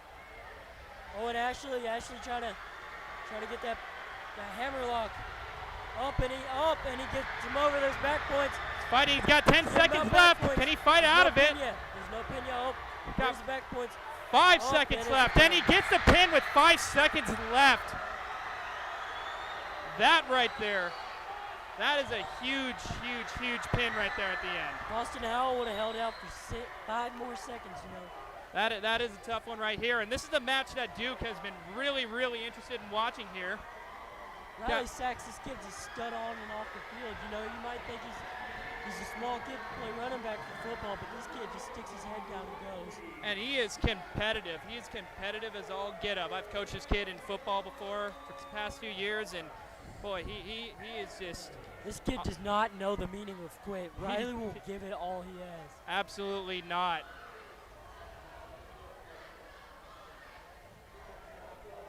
He will be taking on Forrest Ambridge. And again, I know we're still early in the match, but you still got to be thinking about those forfeits early on. You have to get these wins when you get them. Yeah, right now we're down by 12, but honestly, it's 6-18 right now. And there's Riley wrestling how he does, crazy and smart. Fine position. Oh, he sinks a solid double leg, and that was quick. Forrest kid's trying to split his legs so he can't build a base, but Riley's doing good by trying to crawl up. Oh, and there's Riley trying to build a base. This Forrest kid's just so long and lanky that he's everywhere on his body. There's not much of Riley's body that this kid isn't on right now. And they're pushed out of bounds, so they will reset here in the middle. It's also a very popular kid here at Lakeland High School.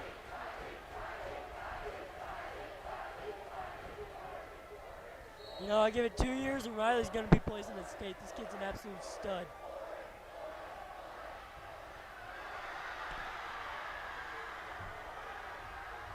Oh, he has a leg and he's trying to turk him.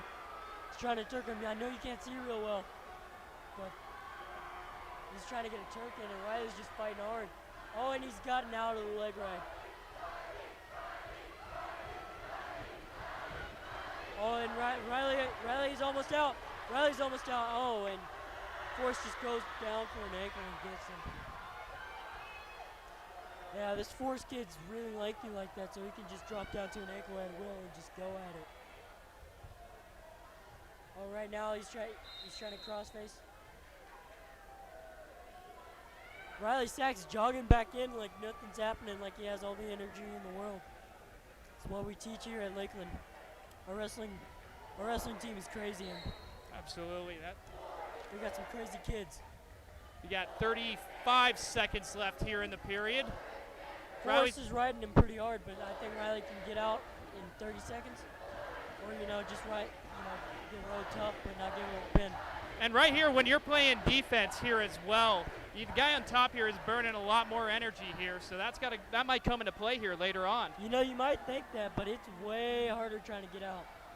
You know, there's certain, like Forrest right now, you see how he is over his legs and over his shoulders? See, that is so hard to build a base from. You have to be a different type of mental. It's honestly all mental and no physical. And at the end of one here, we got Forrest Ambridge. He is leading 2-0. Lakeland's choice, and Lakeland chooses down. Riley's going to try to explode, and I believe in him. I think this kid's going to get up and out. He has to have his head up. If he has his head up and his chest up, nobody can hold him down. But fighting the hands, trying to get up. yep. You know, where your head goes, your body goes, and it shows that. And Riley's trying to fight this really hard, but this kid's just trying to get. This kid's just an absolute unit on top.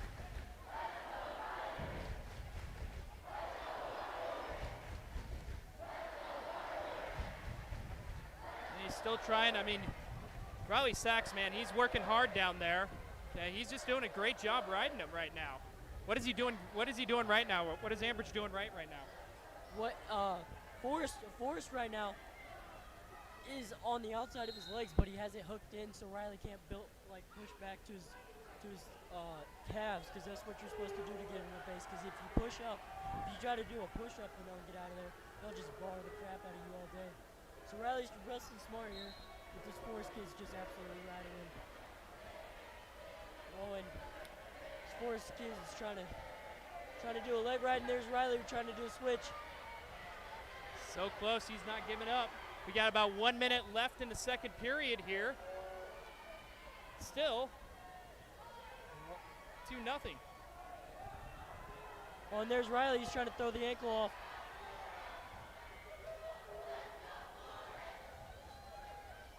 Oh, and Forrest with the crossface cradle. Riley has to look into that thing and peel it off.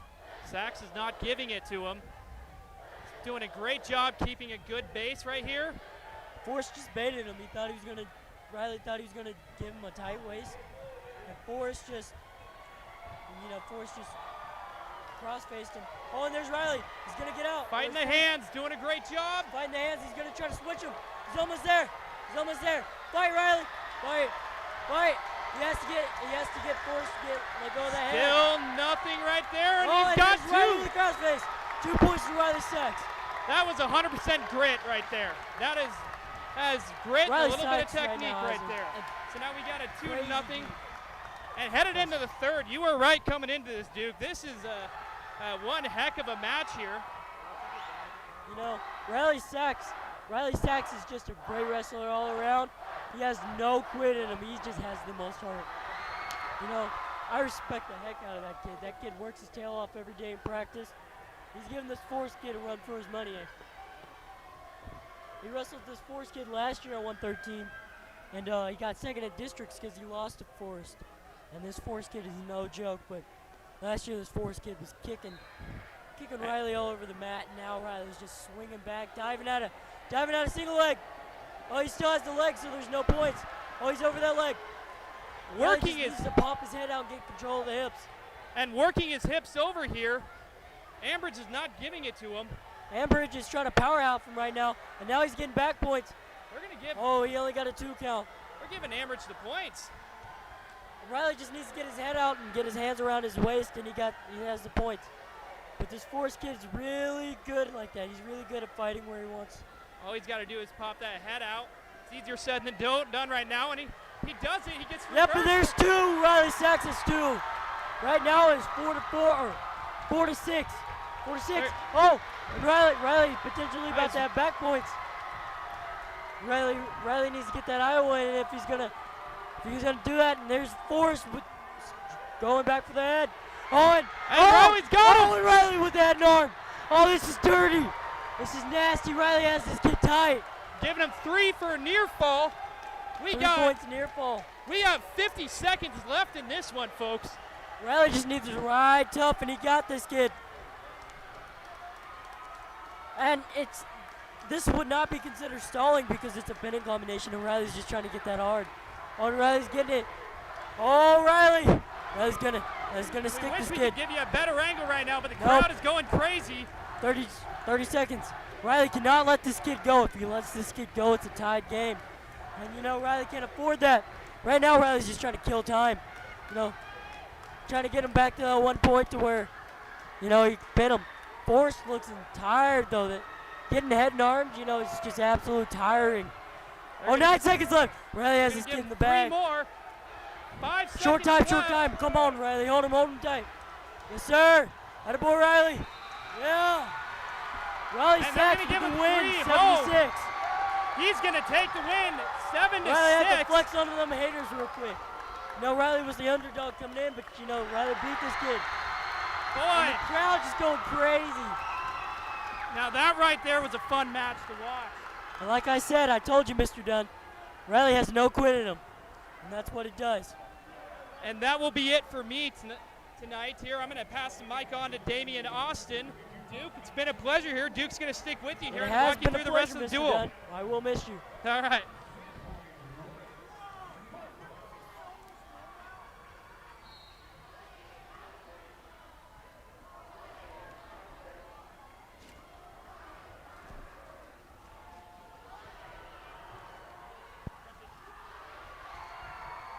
Sorry, guys, we just had to hit the switch real quick. Oh, and Farmer John just got taken down with a single leg. Farmer John just got taken down with a single leg. He's wizarding. He's trying to fight hard. Oh, John has potential to get this. Reverse this, though. Nope. Sandpoint kid gets 2 points. So, Damien, when this kid's fighting hard like that, fighting hard for that single leg, and you're trying to wizard, I don't know if you've ever been in this situation, but it takes a beating on your forearms. I can see that, man.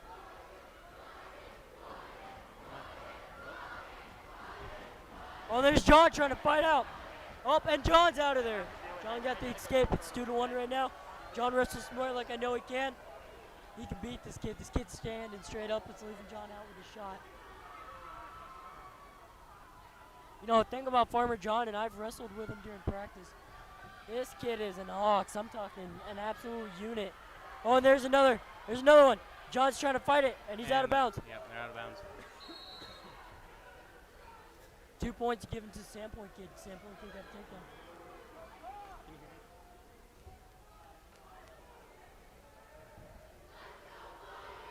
Farmer John's on bottom. Farmer John is known for the mark man. Oh, and there's the cradle. He's gonna try to crunch him. Head inside cradle and fight, and John's just gonna fight it off hard. John has to be careful though. Oh, and John could get this reversal right now. It could be 3 to 4. You gotta come John up. just has to fight. Has to get his head out and hands around the hips. It's all John's right now. But this kid has his hand in pretty deep. Come on, John. Come on, John. Farmer John right now fighting for the double leg. If he can just get his hip control, and hip control is everything. It is the name of the game for when you're trying to get a takedown. Oh, and John, come on. Yep, John Meredith just got 2 points, so it is 3 to 5. Sandpoint got an escape.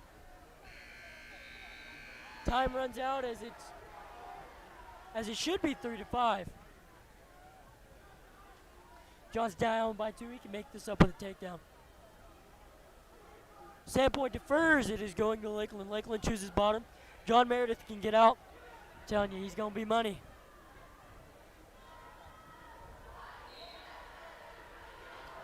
Oh, and John Meredith looks like he's about to tripod. Oh, not quite. He got John stuffed. Meredith gets broken down. This kid has an Iowa, if you can tell. Sandpoint kid keeps on going back and hooking that back leg up. He gets rid of the Iowa.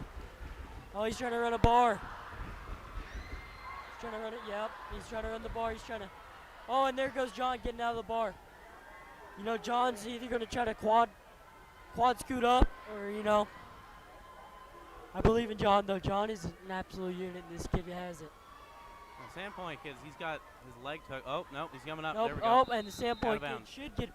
should get dinged for stalling because he pushed him out. Because he's trying to stall the match and make sure the kid doesn't, you know, have a fair opportunity to get out. And honestly, if you can get enough stalling points on the other kid, that's game. The kid will get disqualified. He'll win. Oh, and He's working for the oh, and crown. he's trying to near side cradle him. Oh, and he changes it to far side cradle. Switching But back. John- Ooh, nasty crossface. Dirty crossface. But now John fought it off. John's trying to fight it off. Oh, and he's getting crunched up. Oh, and John goes over for the. Oh, he caught in the cradle. He's got to John just escape. got Oh. John just got pinned. It is 9-12 right now.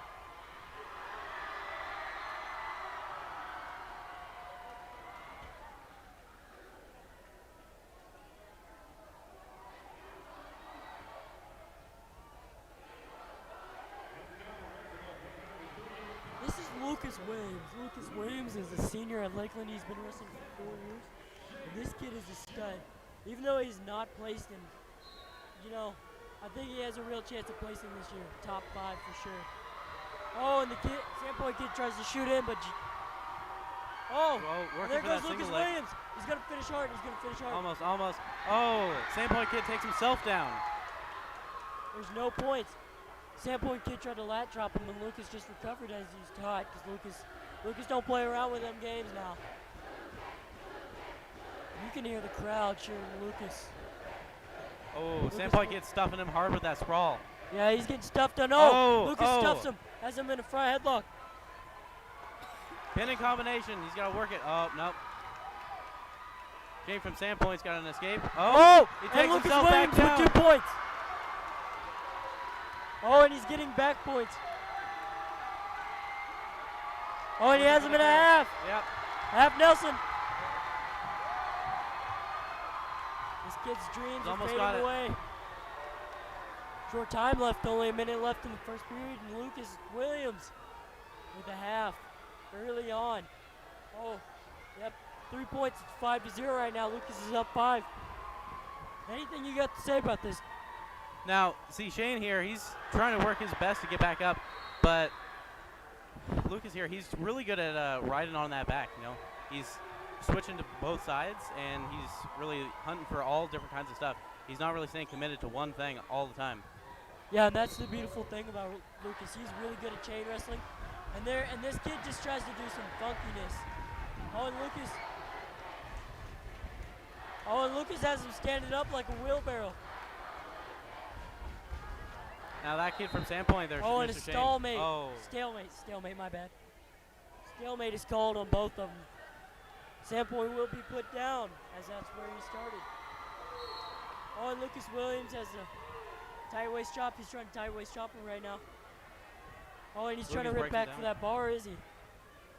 Oh, he's doing a head lever. Lucas is deadly with his head lever if he gets it, if he commits to it. Oh, Lucas got this bar, and I told you, he's going to redirect him. Yep, and there he goes. He redirected him. If you don't redirect the kid while he's trying to build up like that, you'll just push him straight up to his feet, and he thinks good is out.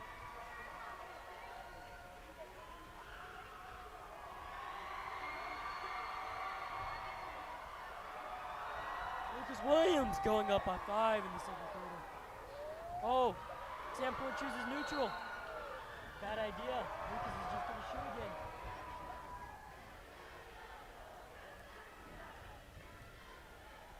Now, Lucas was a great safety. And it's kind of funny how all our good wrestlers are also good football players. It's just crazy how that works. There's a lot of transferable technology. Ooh, Lucas getting stuffed there, but they come back out. He doesn't get taken down. Lucas stuffing Oh, the kid. there you go. Nice double J hooks. Lucas has got that front headlock, and he's got to sprawl it out and come back around to the back. Lucas trying to get the near side cradle, got the head in the side. Or no, he's just going to play it safe and get a stew. It is 7-0 at the moment. Right now, we really need a pin or a major decision.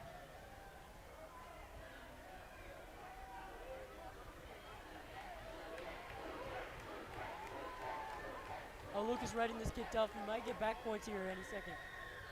Lucas is really good at exposing for them back points. He's just a god at it.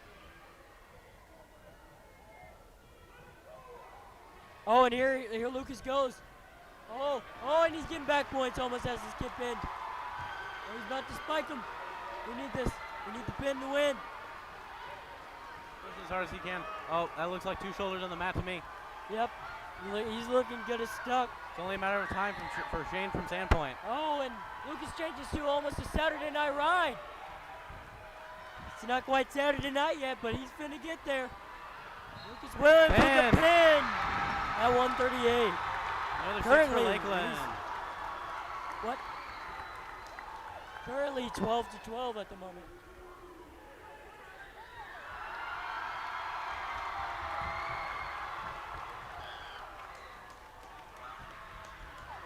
Oh, I lied. It is 15-12. We were up by 3. Now Peyton Weissong, this kid is an absolute unit. As the crowd chants, we can't hear you from Sandpoint. Now Peyton Weissong, you gotta watch for this, but this kid's absolutely gonna try to horsely tilt him. Weissong's just quick on his feet. He's like a little mongoose on meth. You know, he's just crazy. Peyton's faking it. Peyton with the double leg. He's gonna finish hard, but kid has double underhooks. Now Peyton's trying to recover. Peyton's got to escape that front headlock. Oh, and Peyton, fireman's fireman. carrying him. No points are given, but hey. You give Peyton Weissong a chance to score, and he's going to score, dang it. Both of these Elevation players change faking each from other both out. of them. No, elevation change is all about the game. You got to set up there. Oh, Peyton a Weissong with slam. a nasty double leg. Right on top. I'm telling you. Peyton working Oh, around. and there's Oh, Weissong recovered after this, but he's cradling him. Or not cradle, but he's tilting him. Then his back points, I told you. Did I not say that? Watch for the cradle. My bad, I keep on saying cradle, but I mean tilt. Weissong is deadly with this tilt. Have mercy on this kid.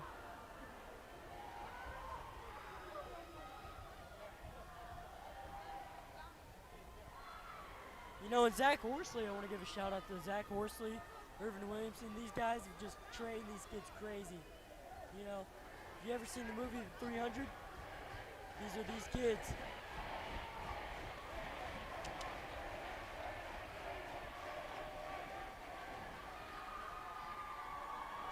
Oh, and Weissong riding on top.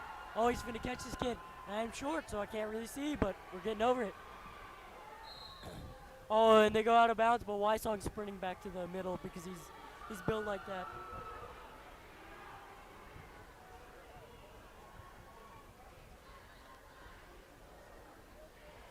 Oh, and I wouldn't want to say timeout, but the ref had to relay with the head table, so they got a little break, but honestly, that doesn't help.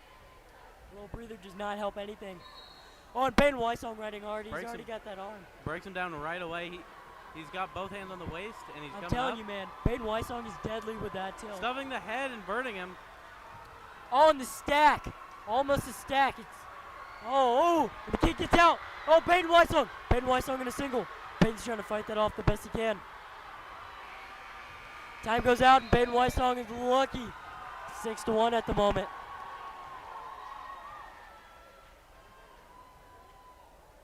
And this is another one of those moments where these kids have absolute heart and don't know when to quit. These kids go crazy, dude. Neutral once again. You know, Weissong's good at getting a takedown. He's good at defending him. He does a lot of weird, funky stuff, but gets the job done. Oh! Oh, and he has this kid changing seats. Shane Sit from down. Sandpoint almost getting stuffed right there from a sprawl because he thought that Peyton was going to go in for a single leg there. Oh, which and he is Peyton now. Weissong with the single leg. Oh, and he Almost gets out of it. the ring. Oh! Peyton Weissong told this little boy to get up. Right now, Peyton Weissong's trying to get a head lever or 2-on-1.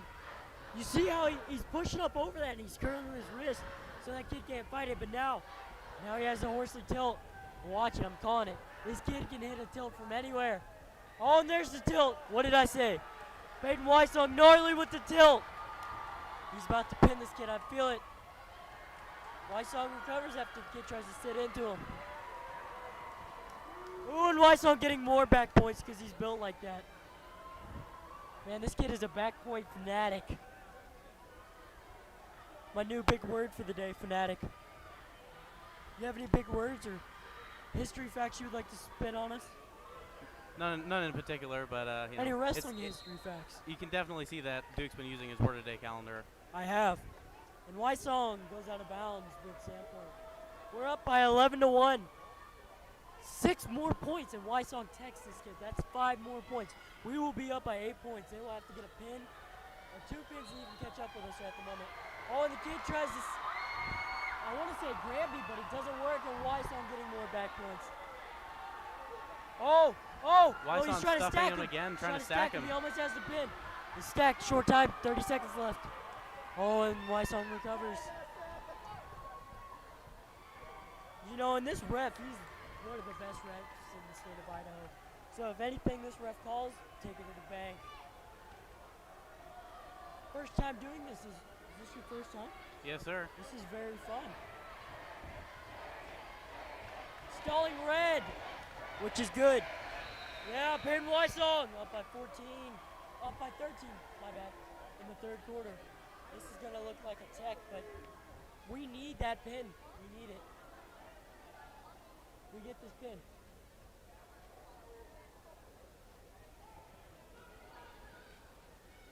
Oh, and it seems like Wysong wants to go up.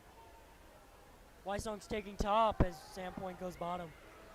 Now, Wysong is crazy and really good at riding tough on top.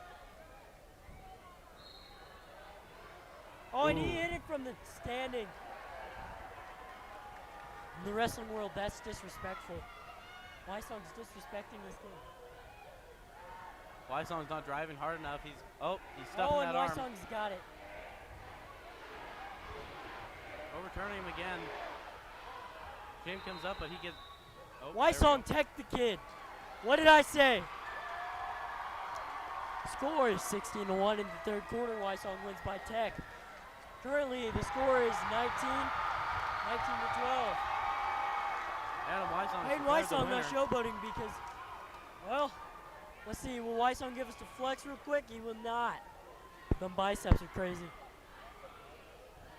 We have Dylan Scott taking a forfeit at 160, I believe. Or no, I skipped a weight class. Thayer Sabaki, a freshman that is up and coming at 152. You know, this kid's bulking. Look at him. Did swim, was an absolute unit with the state. This kid, I mean, his brother is wrestling at NIC at the moment. He's just a family of studs. Oh, and he's wrestling smart, you know, keeping low into that elevation. Tying up, not pushing in too hard. Oh, got snapped down. Now I've wrestled with this kid, and this kid's good, but he gets messy.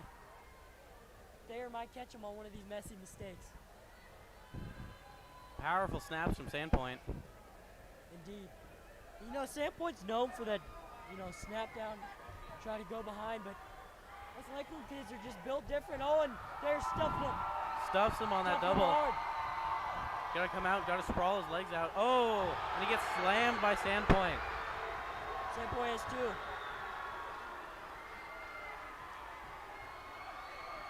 Oh, and they're almost giving up back points. No back points. Oh, and here comes the back points. We just need Thayer not to get pinned, man. He's got to bridge out of there before he gets pinned, and Oh, and that's He's gotta tight. make it. That's tight. He has him turked good. he's fighting as hard as he can. Oh, and he doesn't make it. There's not much you can do about getting turked after. Currently, the score is 20-18. Lakeland Hawks up by 2. Oh, and at this match, we have Dylan Scott, took second at Nationals for Greco. This kid's good. And there's bickering going back and forth from each crowd. I'm telling you, watch the throws. It's going to be crazy. Greco-Roman is all throwing. Sandpoint Kip seems very comfortable with his knees on the ground. I don't know how well that's going to work out for him. Yeah, and guys will do that to try to change the elevation. But honestly, I don't really see and the kid shoots in.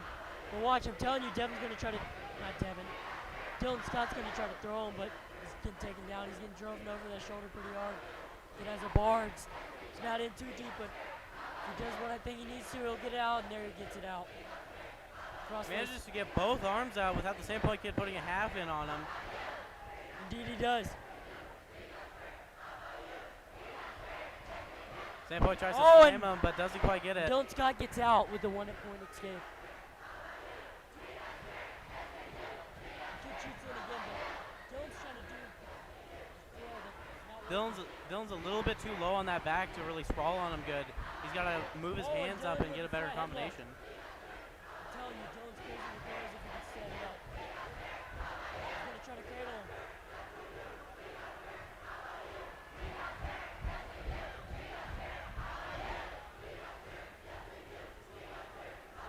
Dylan's on top and there's a front headlock, and the front headlock's getting him nowhere at the point. But Dylan's trying to, oh, and Dylan! Oh no. Dylan tried to gator roll him. Overturns him and gets the guy from Sandpoint down to his knees, which is better than he It was almost on got his feet. sticky for Dylan. Dylan just letting this kid have his leg. It is 4-1 at the moment. Sandpoint up.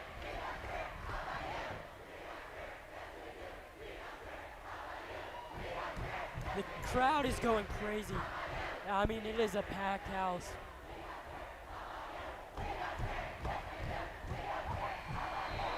And I'm standing on the board, and this is how bad it's shaking.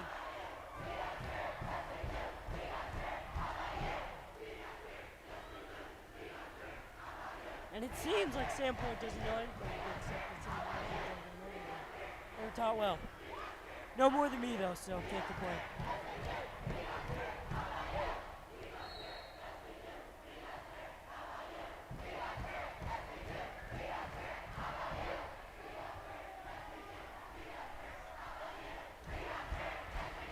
Dylan Scott getting rolled hard on top.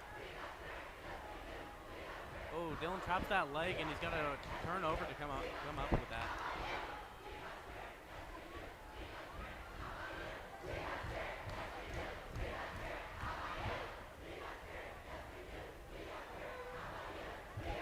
Dylan's silly down. He's got to get up to his knees so he can come up.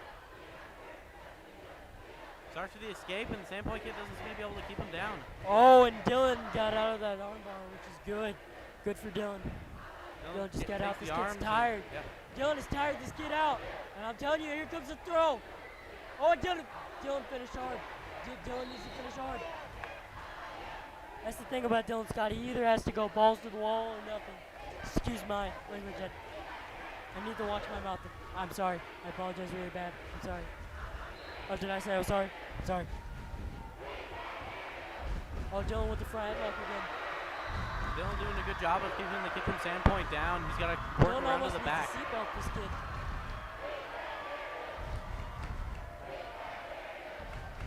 Oh, Dylan gets stuffed, and he's got to come and Oh, hip Dylan shovel has up. that arm. It's done for Dylan. You got to get out of there. Oh. Dylan Scott pinned at 160. Right now is 20-18. It should not be this close. I know our boys are way better than their wrestling.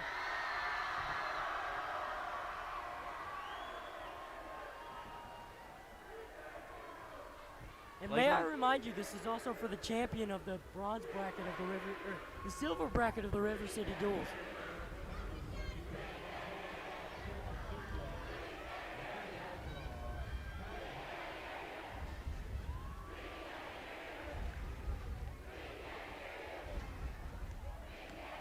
Devin Suko at 170. This kid's an absolute unit.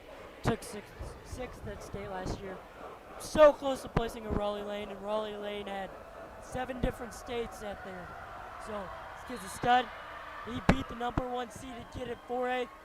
You know, we're hoping not Dylan, but Devin Suko gets it. Oh, and Devin in here about to get the pin. We need Devin Suko to get this pin quick. Devin Suko's got a leg and waist combination. He's chopping there. He's breaking him down.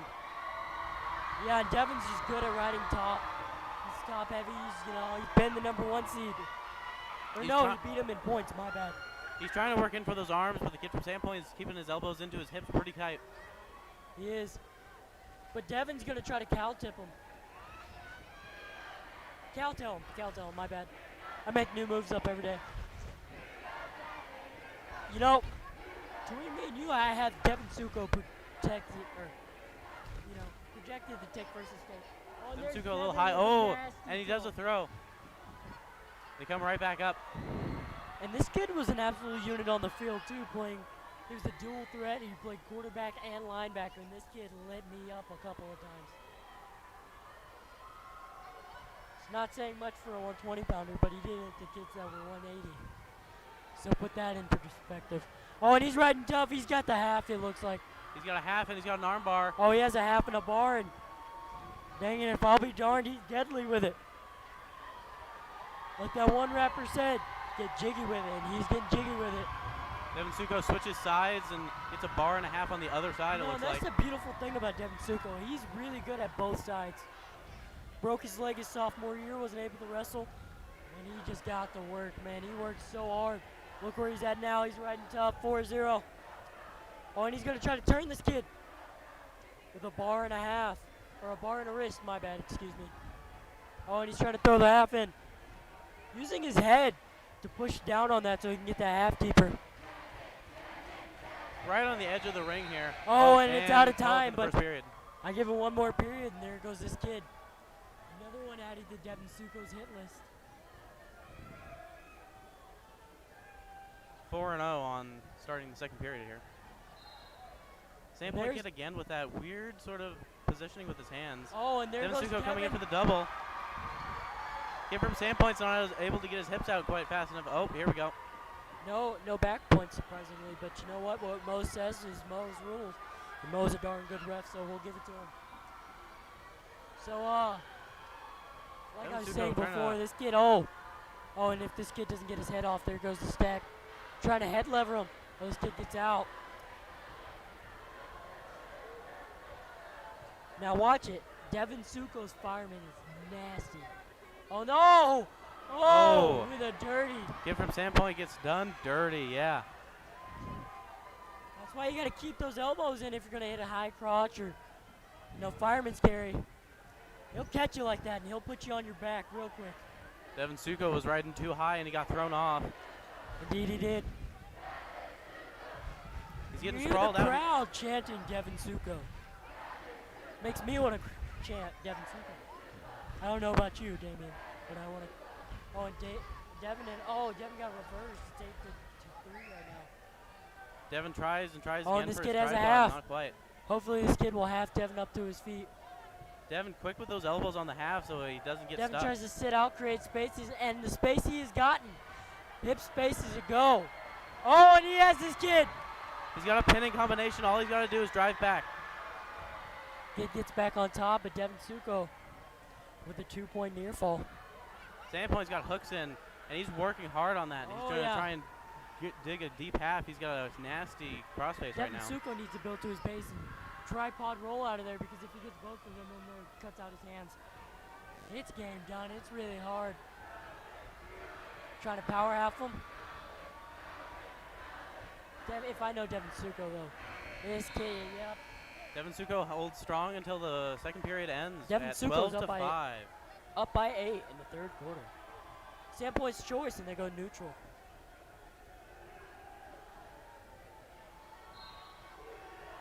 I would almost argue basketball's not as hard as wrestling. I mean, look at the physicality. Oh, and there's the firemen's. He's What got a did I fireman's say? carry. He's just got to drive forward and get a good pinning combination. This and- kid's and trying to fight recover past. with his legs, but there's no bueno for him. He's got to fight past the kid from Sandpoint's legs before he gets back Homie's up on more top. stuck than a pancake you left on the waffle iron for too long.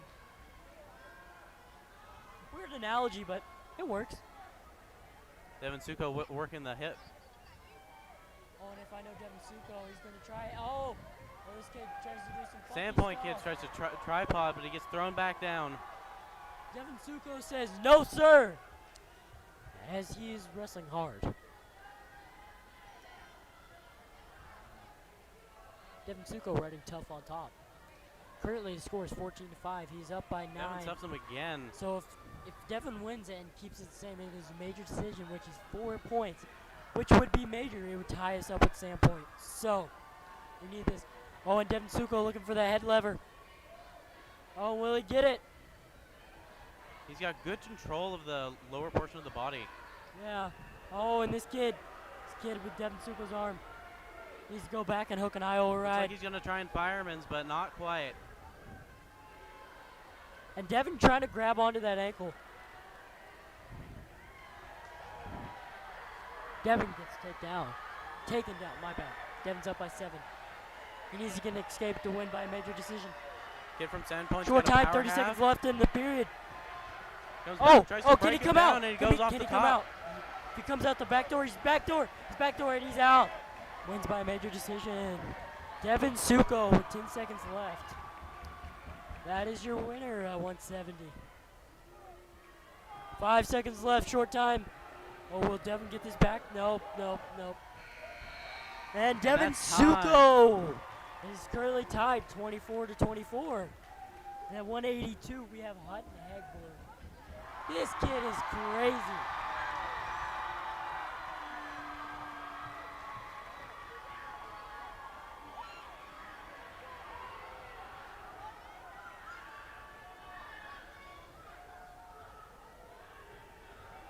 Oh, and the Sandpoint kid's already up and running, but Hutton Hegblum, my bad.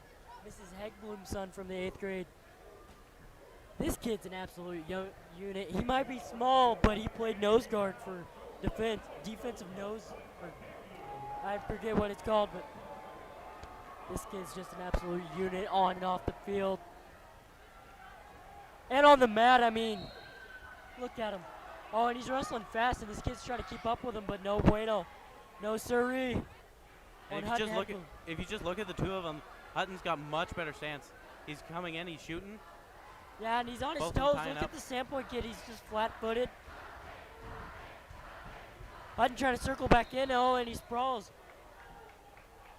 They're going back neutral. This kid's giving Hutton a run for his money, I'll tell you that so far. And the Lord, oh Lord, can I tell you, this stadium is cramped. Hutton gets shoved down to bottom position. He's got to work out of there. He comes up to one knee, but the kid from Sandpoint's got his leg locked. Yeah, this kid from Sandpoint's trying to ride his leg figure for him. But hey, let's go that rear leg, hops onto the other side. And Hutton Hegblum just needs to get up and out of there. No hip pressure. If you see that, you see how Hutton Hegblum, and he's getting an Iowa ride. Hutton, no, knee slides out. Hutton needs that space so he can get out. Oh, and what is this? Oh, Hutton almost Hutton does got a bit in of a a funky Granby. position. Oh, and this kid's trying to do it dirty on him. He's got that bar, but Hutton's like, no, sir. Arm bar and a half from the kid arm from bar and a half, Sandpoint. but Hutton fights it off, and he's doing good. He's doing good fighting it off. Hi. That was a high from some lonely 8th grader.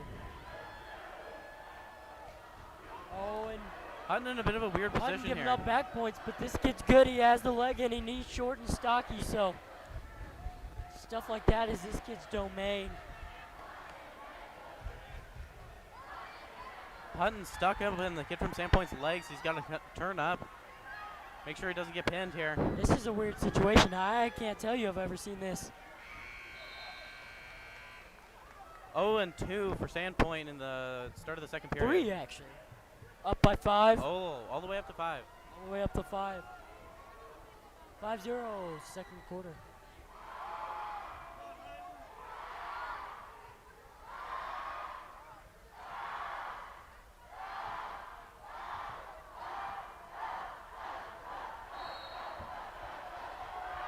Hutton tries to, As long as Hutton doesn't get pinned. You know, we need 2 pins to cover up. 3 pins to win. 3 pins to win.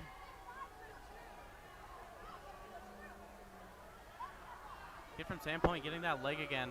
Seems to be his favorite position. Yeah, it seems like this kid's really trying to hook that Iowa. And that's what you have to do if you're going to ride out top like that to be safe.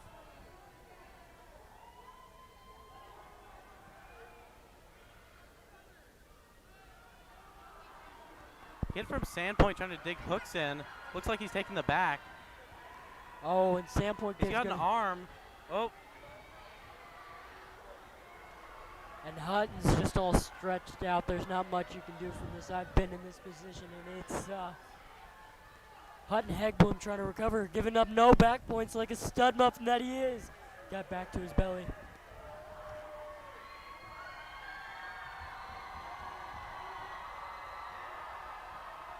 Kid from Sandpoint works a power half to try and get Hutton back to his back. Hutton bridging hard.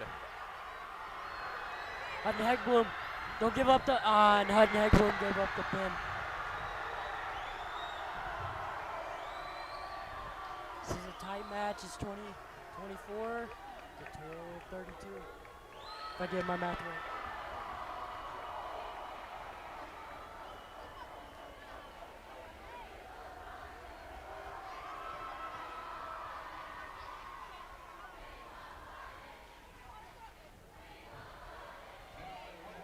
Oh, I was wrong. It's 30.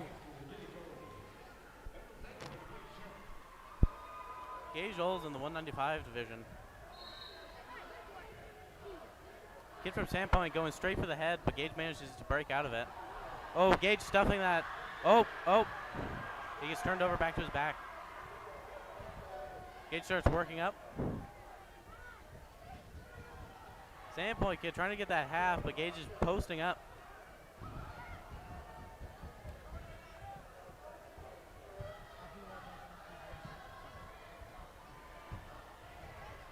My co-host is leaving me, so I'm going to see if I can commentate this on my own.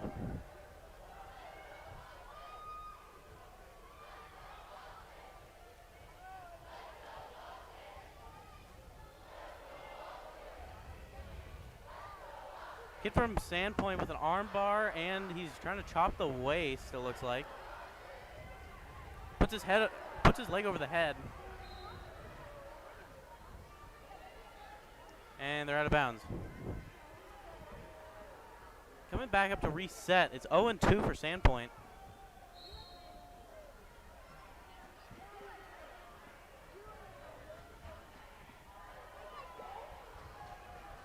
Gage working the tripod, but can't quite shake off the kid from Sandpoint.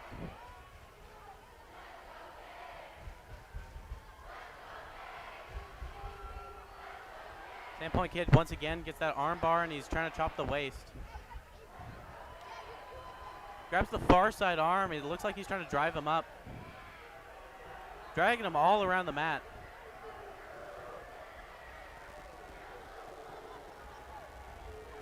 Gage is having trouble getting his arms out here. He has to come back up. Gage manages to overturn him a bit. He's bridging and bridging. He's only got one shoulder on the mat, it looks like. Another pin for Sandpoint. Lakeland down by 2 pins, all the way up to 24 and 36.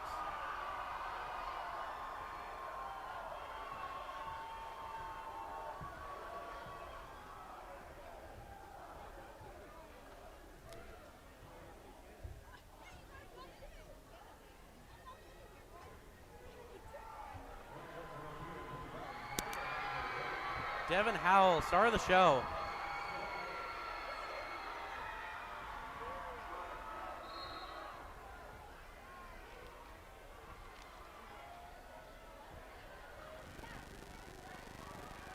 Both players trying to muscle each other. Sandpoint kid manages to sprawl him out, and he gets to the back.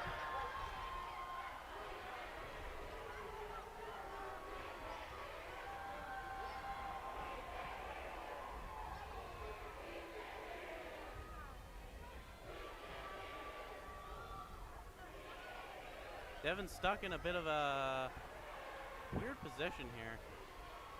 Sandpoint kid's clearly trying to drive him over, but he's got sort of the wrong combination to throw him over. He might be trying for a cradle, but Devin isn't putting that leg up for him to grab.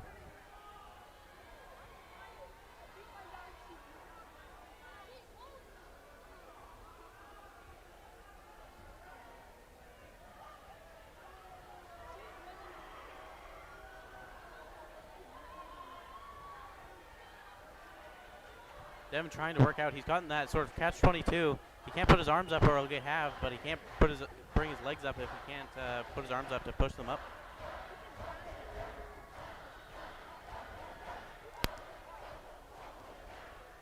co-host is rejoining me to see that we're down by 12 points.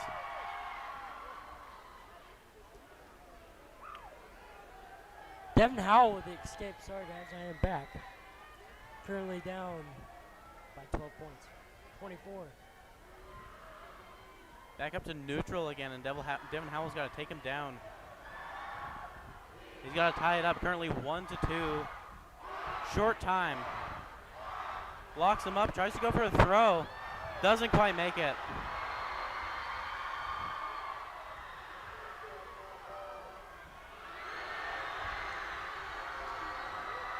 Devin Howell caught. Doesn't get pinned though.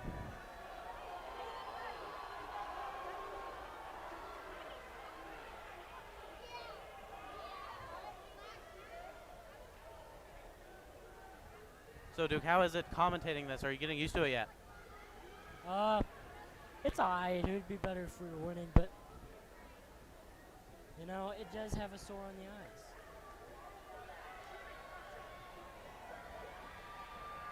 Ref having to go talk with one of the tables, giving both players a little bit of time to rest.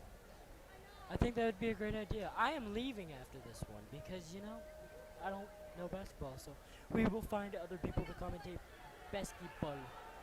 B-ball. Back in neutral. Devin Howell down by 4. At the start of the second quarter. Devin Howell working those arms. Almost gets an arm drag, but not quite.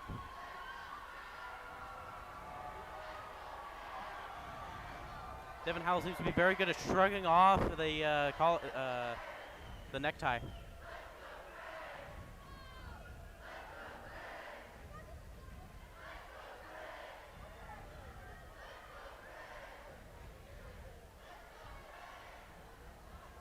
Kid from Sandpine tries to go through a throw. And the mat return on that one. That is how you counter a head and arm. Crappiest move in the world. Devin Howell seems to learn very fast because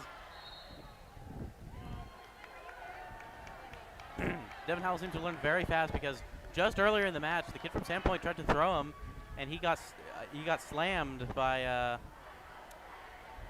Devin Howell just now.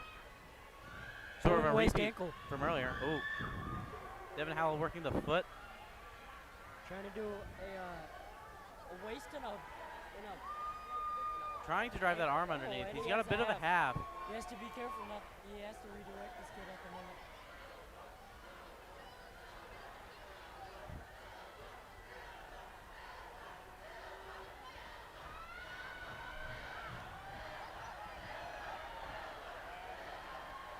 Currently 4-7. 30 seconds left in the second period, and we're back up to neutral. Oh, the Sandpoint gets gas. Look at him.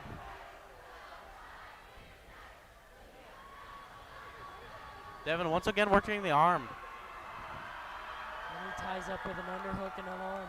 Oh, double underhooks. He's got double unders, but can he do a bear hug? He has a bear hug. Oh, and Throws he him does. over, right into his shoulder.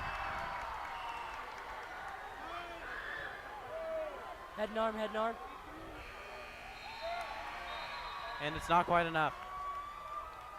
47 going into the second quarter. We're down by 12.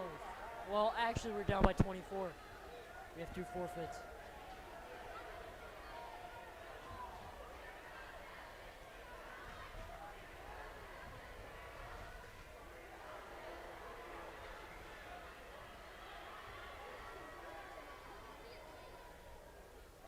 Blood time red.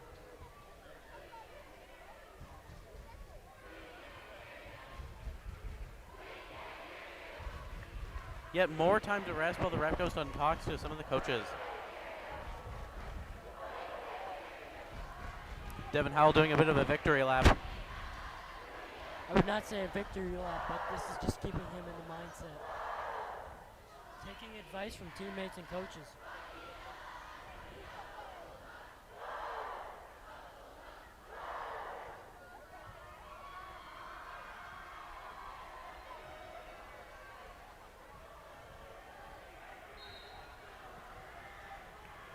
Neutral again. Once again, Devin Howell grabs that arm. He grabs both arms. He ties up. He shoots for a single leg, but doesn't quite fully commit to it.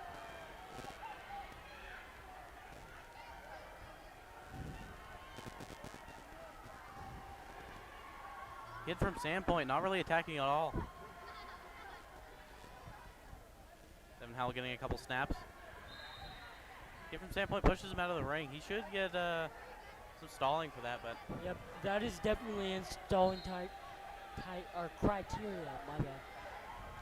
I used one big word tonight, and that's it. Devin snaps the front headlock, doesn't quite keep it. Kid from Sandpoint here looking pretty tired out.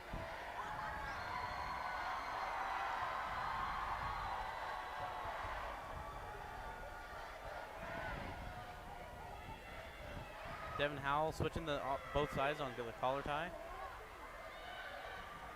Gets a bit stuffed. Looks like he's got He's position trying to to come back grab up that though. leg so he can't take him before behind, but this Sandpoint kid has him in a front headlock, I want to say. Oh, there's Devin Devin. Howell comes back up. He's trying to get seatbelted, but no! Devin will reverse the seatbelt on him. Go in the half. Is this the pin we need? Devin Howell digging for that half.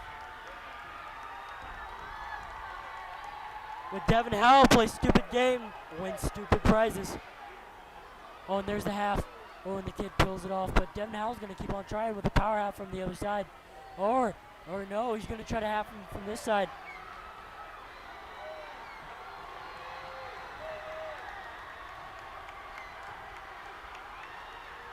Devin Howell stuffing that kid's head into the Devin mat. Howell might stack this kid.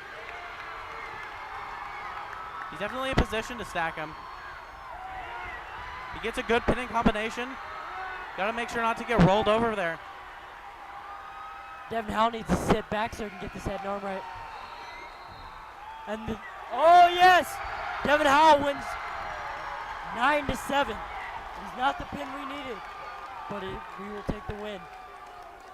We will be going up to 27 to 36.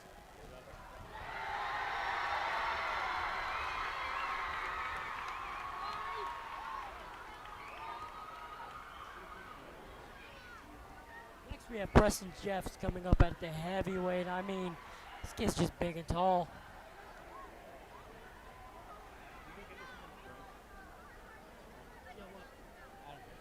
They got like Gatorade or whatever. We'll after this. Oh wait, no. Whenever you're gonna leave.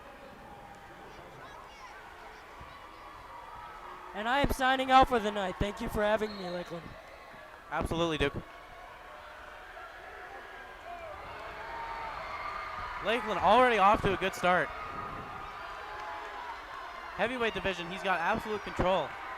Now, a lot of the time, these heavyweights, they're just sort of more wide, but the kid from Lakeland, he's much, much taller than the other kid. So he's got a lot more control as far as his legs go.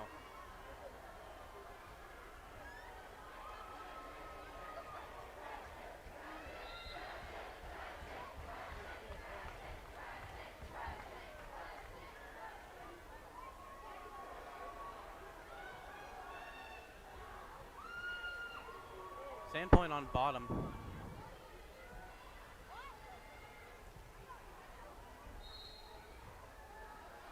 Preston shoots for that chop, but doesn't quite make it. He's working the waist, and the kid from Sandpoint can't quite get up. Oh, Preston shoots it pretty good. He's got to work to turn this kid's hips over, and he does. Now all he's got to do is drive forward and press weight on him for a bit of a sprawl there. Looks like he's got a good arm combination. It's only a matter of time. Preston getting points for near fall. And he gets the pin.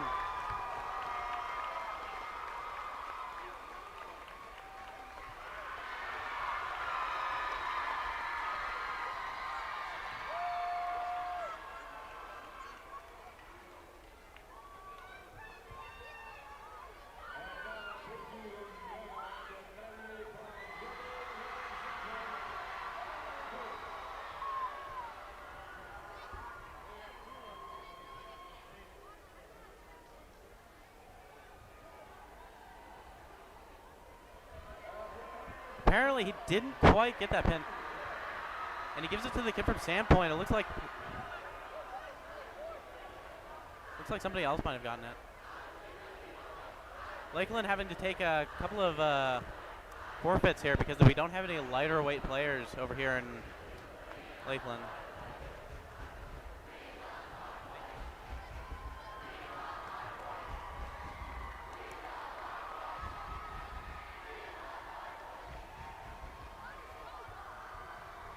All right, and that concludes the wrestling portion. Now Lakeland's down 33 to 48, and well, not looking great.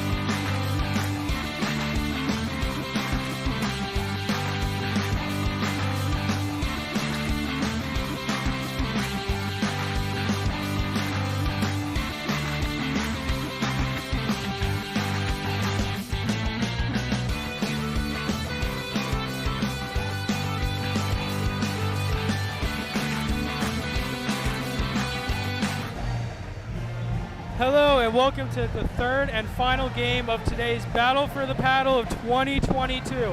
My name's David Tesh, and I'm here with Colin Mulligan. How you doing today, Mulligan? I'm doing great. You know, we're competing in 3 competitions, one being girls basketball, wrestling, and now this one. I think this one brings the most energy. You know, everybody loves this, and after this one, we get to see who wins Paddle for the Battle. Absolutely. First game, the girls won their matchup against the Sandpoint girls team, and our wrestling team lost to Sandpoint. So we are 1-1 with the game event so far, and it seems pretty close to who's going to win the paddle.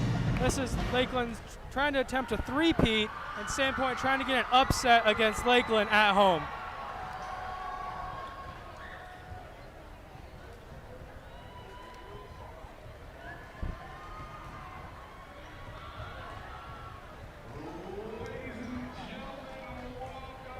We have about 1 minute till game time.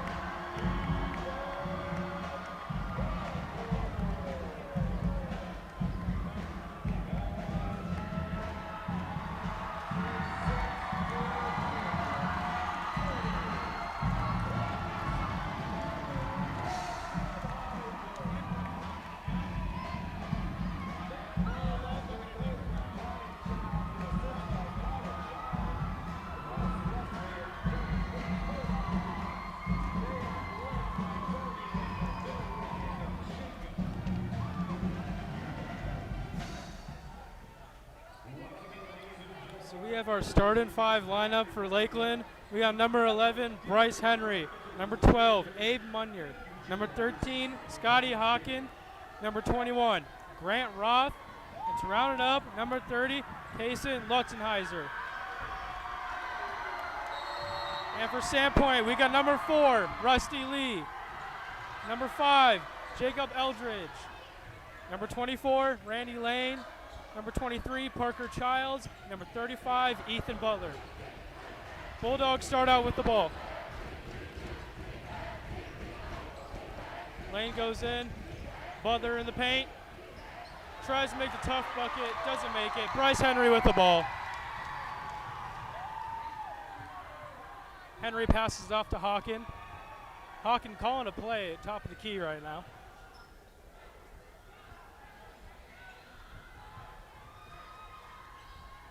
Roth passes to the corner to Bryce, passes it to Lutzenheiser. And a travel is called, and it'll be Sandpoint's ball. What do you think the Hawks got to do to win this game, Connor? So I think they need to stay aggressive. Being aggressive is key, and especially in a big game like this with a bunch of people on Sandpoint's side and our side. I think even Sandpoint needs to do that. They just need to stay aggressive, and when they have opportunities to score, they need to take them. No, do not hesitate. I think it's a big one. I think if you have a shot, you just need to take it. And I think on defense, I think you need to stay physical because you're just going to allow the other teams to score. And I think that's what the Hawks are going to do well. The Hawks are they're starting 5 for the Hawks. Oh! Abe Munier with the foul. Count it. He'll go to the line for one more. Like I was saying, the starting 5 for the Hawks, they're a very well-balanced team.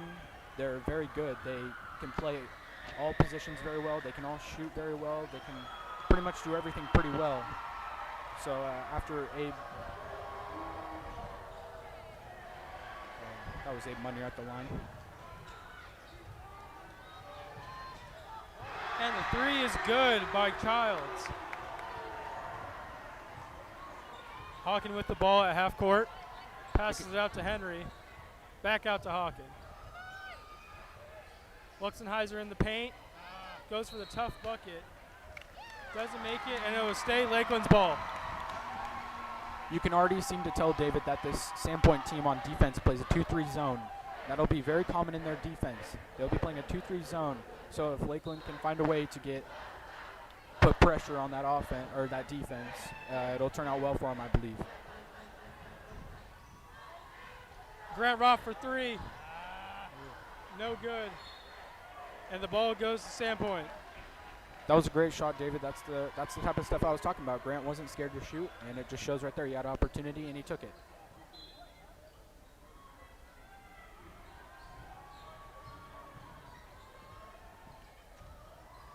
Lane with the ball. Back out to Eldridge. Passes it in the paint. And it is good by Butler.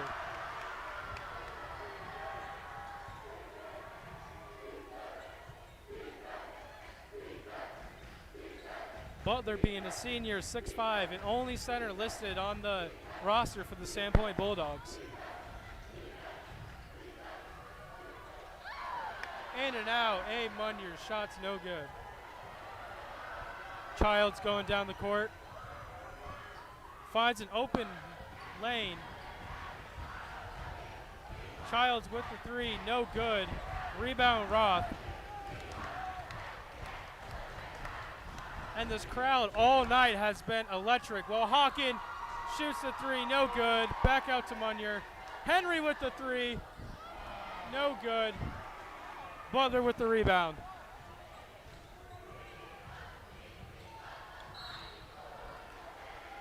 And the foul is called on Lutzenheiser. Number 4, Rusty Lee, will shoot 2 at the free throw line.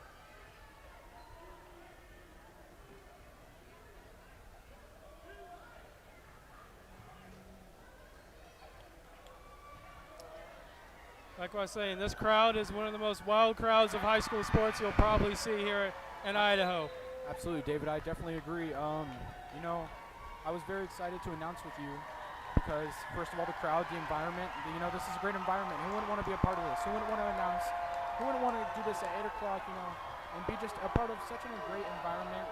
And to announce with one of my good friends, you know, I'm glad I get to do it. Lee's second shot, no good. Henry with the ball. Henry goes down in the paint and makes a tough shot. What a shot by Bryce Henry. Lee with the ball, passes it out to Eldridge. Childs with it. Sandpoint trying to run a play here. Risky throw down in the paint. Childs tries to set a screen, and Butler makes a tough bucket in the paint.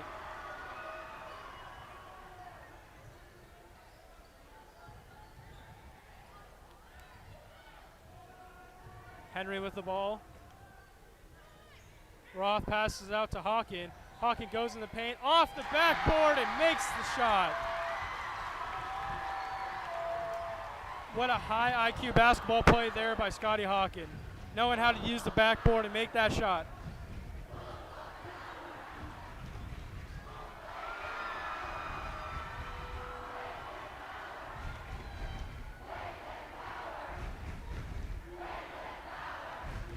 Hawkin with the ball. Tries to pass it inside, but a kickball violation was called, and it would be Lakeland's ball.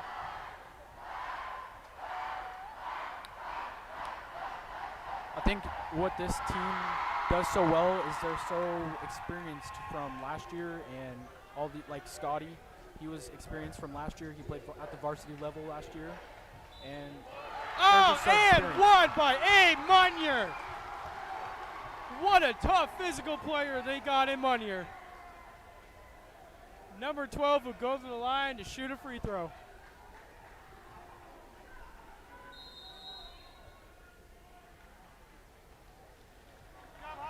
And a timeout is called. What have you liked so far from the Hawks in this first quarter? Hey, David, like I said, they're playing good. They're being aggressive, which I really like. I like that they're taking their chances. I like that they're I like that they're going to the line. I like that they're driving and they're not scared. They're not scared to take the shot. They know that taking a risk of missing, but they're willing to take that risk. That's what I really like, David, and that's what we've seen from them pretty much all year. They know how to they know that even if they miss it, it's okay, because they know they're okay taking those types of shots. They don't hesitate, which I really like about them. I like what Munier's been able to do so far in the paint, making two tough shots and getting the foul on both of them, able to attempt the free throw. That sets the tone for the game, especially a rivalry like this. Big plays like that will set your team up for success. How about Munier makes the free throw?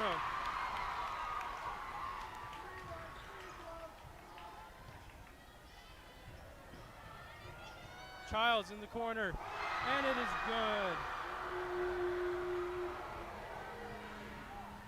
Hawkin with the ball.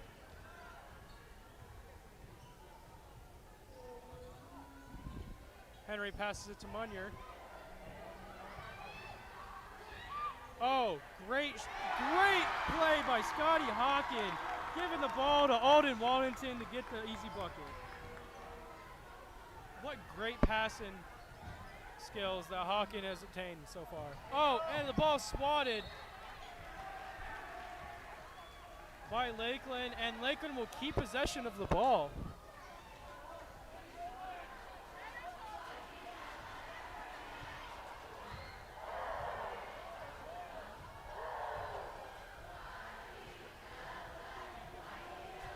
And as you can see on the camera right now, Lakeland student section is rolling down a poster over the entire student section. Let's see what they do with that poster here. And while Henry makes the bucket, gets the 2 points, and we're all tied up here in the first quarter. Oh, ball stolen. Bryce Henry goes for the layup and is fouled. What a great defensive play there, and Henry able to get the foul on the play. That's what I'm talking about, David, right there. You know, Lakeland stayed aggressive. Their offense stayed aggressive right there. Bryce, you can see he didn't slow down. He didn't stop. He didn't do anything. He just went to the basket and drew the foul.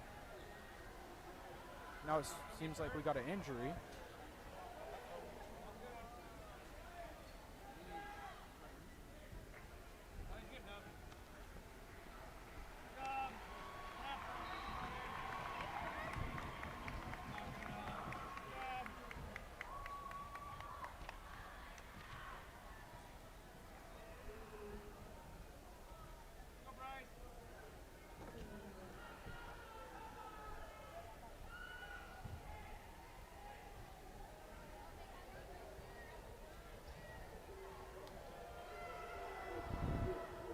Henry's first free throw attempt is good, and Lakeland will take the lead.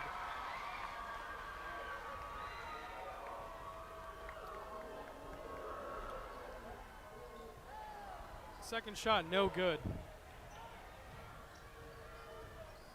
And in the game, we have number 10, Ari Vandenberg.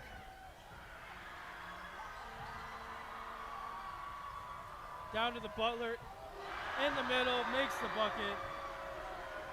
Sandpoint takes back the lead.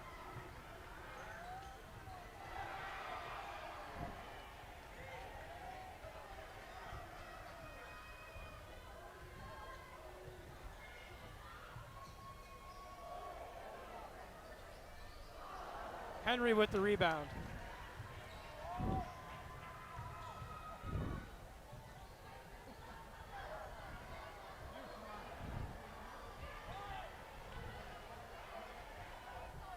Hawkins shoots the three, and it is good!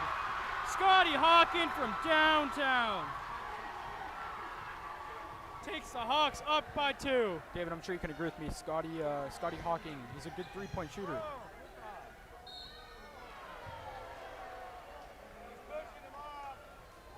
And a foul is called. Number 24, Lane, will shoot free throws. So far, that's only Lakeland's second committed foul in the first quarter, while Sandpoint has double with 4 fouls committed so far. This could become a problem later in the game when it's close and you got easy free throws like that. They can swing the game.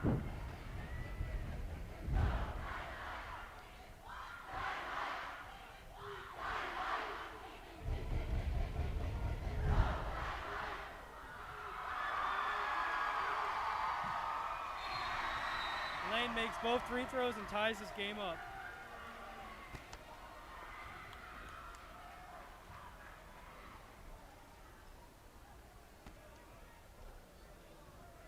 Munyer with the inbound, passes it into Henry.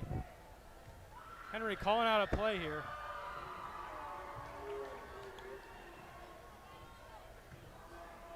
Tries to get physical in the paint. No good. Oh, bat the ball out from Butler.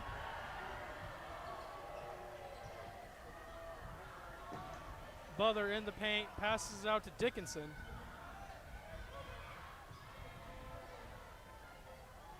Sandboy passing the rock around here.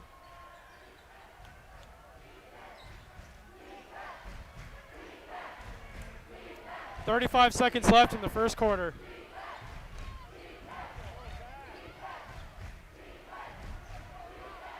Dickinson for 3, and it rims out of the basket. Oh, what a pass by Henry. Showing off the goggles and the eyesight to Munyer for the easy 2 points. Childs for 3, no good. Rebound Butler, Henry gets the ball, 3 seconds left. Oh. As the clock expires, that'll be the end of the first quarter with Lakeland up 19, Sandpoint 7. We'll be right back.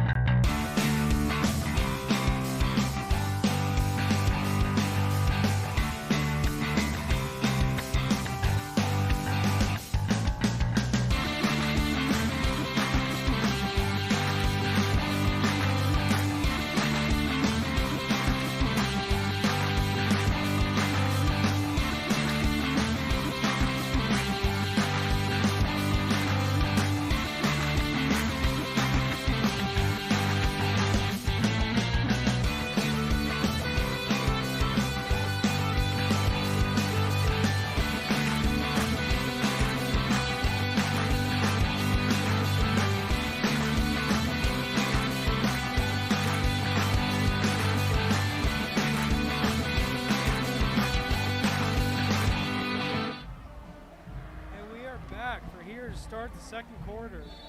Lakeland up, 19, Sandpoint 17. Lakeland gets the ball to start the second quarter. Alden, Hawken for three, and it is good. What a shooter Scotty Hawken is.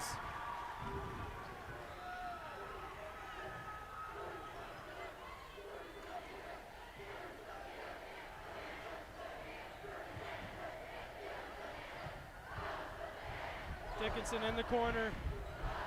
No good. Rebound, Waddington. Henry with the floater, and it is good, just like butter. What a great start to this second quarter by the Hawks. 5 points in the first 40 seconds. This Lakeland crowd is, going crazy, David. I mean, I would too. With the momentum the Hawks have. Let's see if they can carry this momentum throughout the second quarter. Timeout called.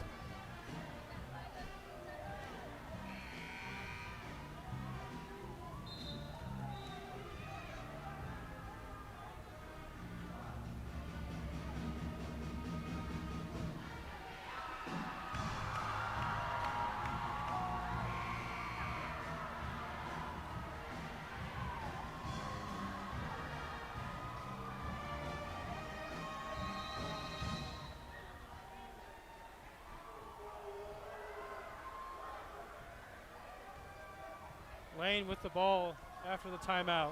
Passes it to Lee. Lee thinks about a shot. Decides to dribble it and pass it off to Eldridge. Lee tries passing it into the paint, but shot is blocked by Lakeland, and then it will be Sandpoint's ball.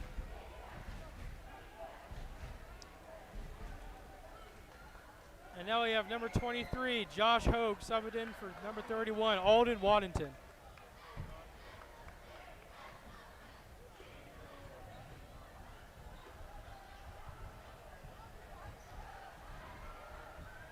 No good. Rebound Henry.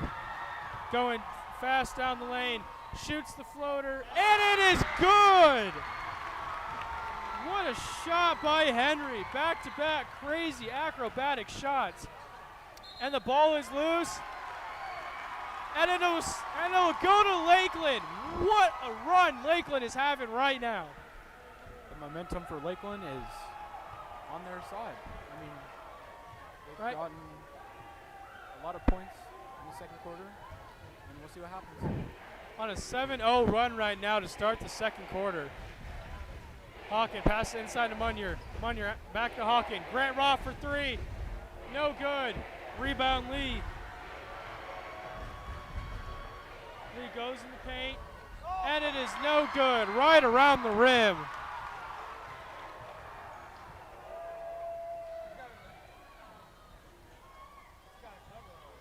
Josh with the ball in the Hogue with the ball in the paint. Pass out to Henry. Henry for three. No good. Rebound Hogue.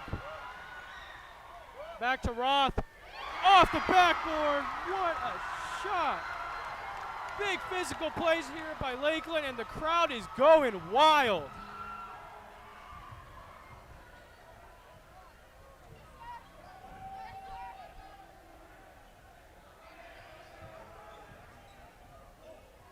Eldridge with the ball, passes out to Lane. Lane tries a spin move and is rejected by Grant Roth. What a run these Hawks are having to start this second quarter. Seems like nothing can stop these Hawks on the court.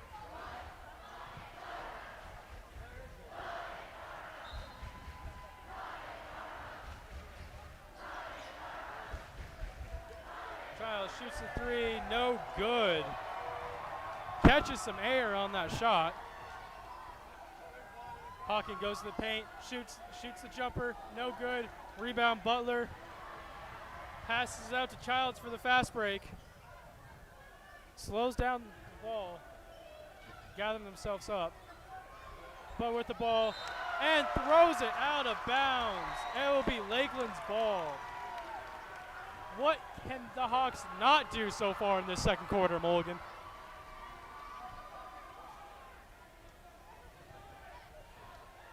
Hawking with the ball going down the court.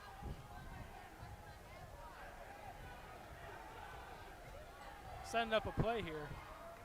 Roth with the ball. Passes it to Hawking. Down in the paint for Hogue. Passes out to Henry. The ball is tipped by Eldridge, and it will remain Lakeland's ball.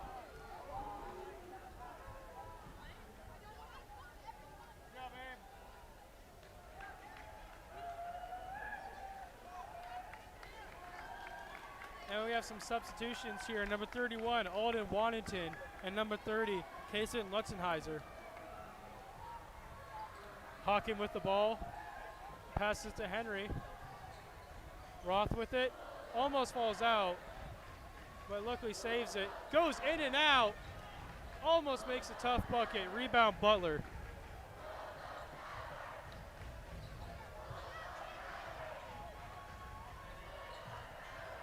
Sandpoint just looking to get anything here. The ball tipped by Henry, and it will remain Sandpoint's ball. What does Sandpoint have to do here to get their momentum back in their favor? I mean, I don't know, David, to be honest with you. I mean, Lakeland has just so much momentum on their side. Yes. I mean, I think they just need one bucket to just get them some momentum. One bucket. Lee with the ball. Goes down in the paint. No good. Rebound Lutzenheiser. Roth with the ball. Bounce pass to Henry. Over to Hawking. Pass to Lutzenheiser. Ball is tipped, but Lakeland keeps his possession. Inside pass to Henry. Same play back out to Lutzenheiser. Alden down near the paint, backs up, tries to make a move, passes out to Hawking instead. Pass it to Alden, makes the and one! Tough shot by Alden Waddington, and he will go to the line for one more. Look how hyped this Hawks team is.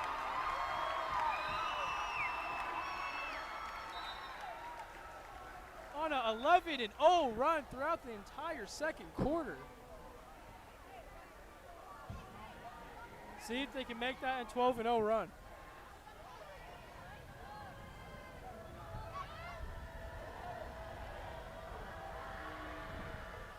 And the shot is good by Waddington.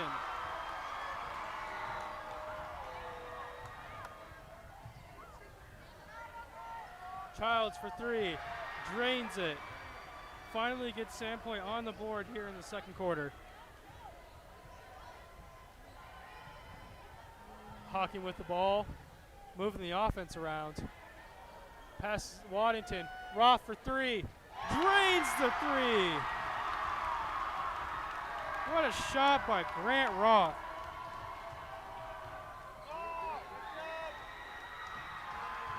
And the ball is stolen by Lakeland, and Lakeland will get the possession. There's that 3-2 or 2-3 defense, excuse me.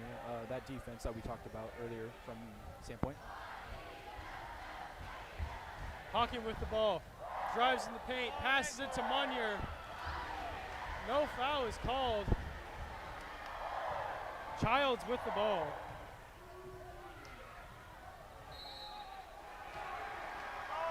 And a charge is called, and Lakeland will get the ball.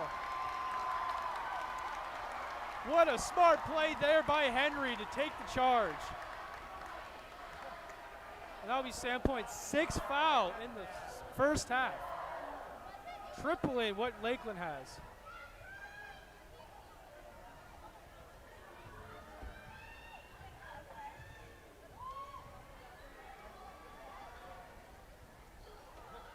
Passes it to Munier. Munier in the paint, scores the bucket.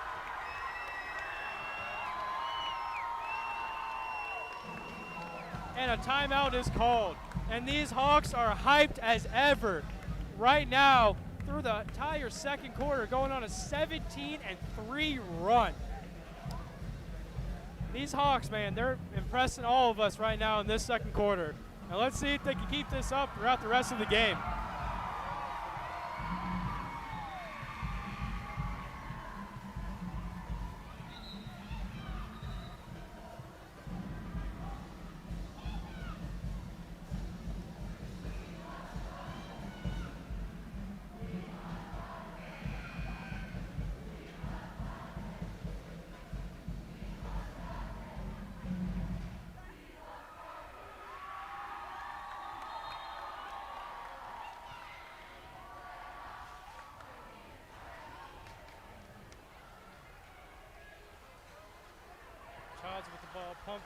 Passes out to Vandenberg for three.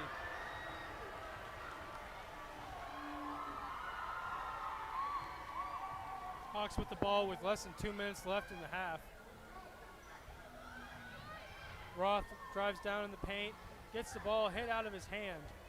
Luckily able to pass it off and be able to recoup on the top of the key with Henry.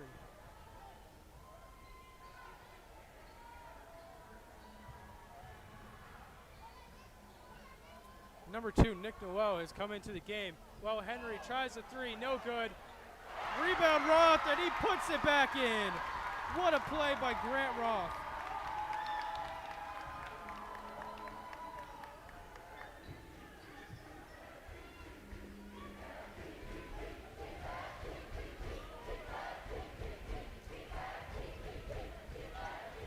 Sandpoint.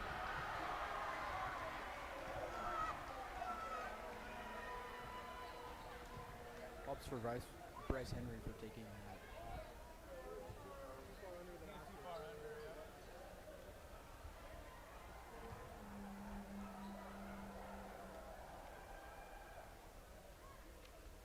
Ari Vandenberg here attempting to make it a three-point play with that foul.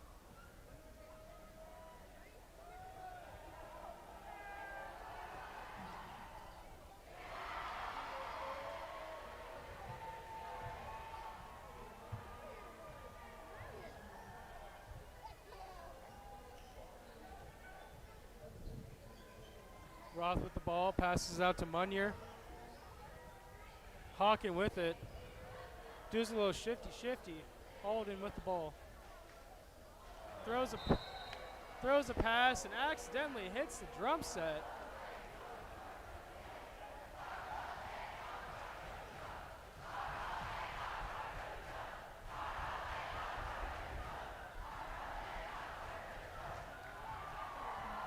Lane with the ball. Tries to do some fancy footwork, passes out to Eldridge for three.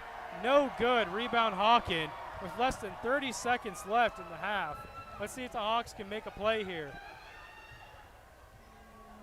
Hawkin directing the offense. Waddington with the screen. Roth with the ball. Passes out to Noel. Waddington with it, drives to the paint, and makes the layup.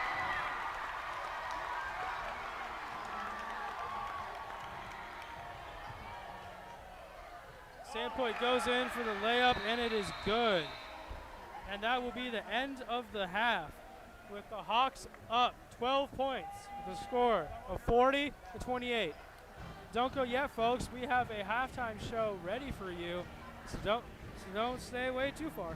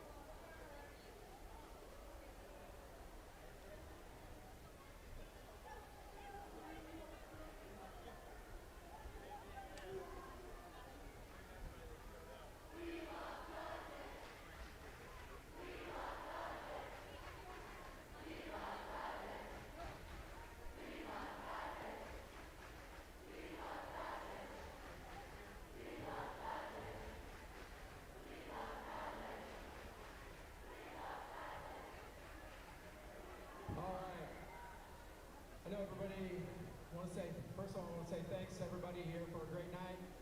And the spirit competition is amazing, and the games have been a lot of fun.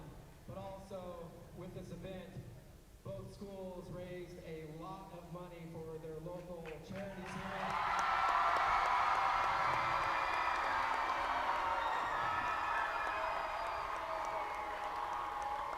And these totals are big, right? These crushed other Battle for the Paddle. So you guys did an amazing job, both schools. Let's hear it one more time. Awesome job!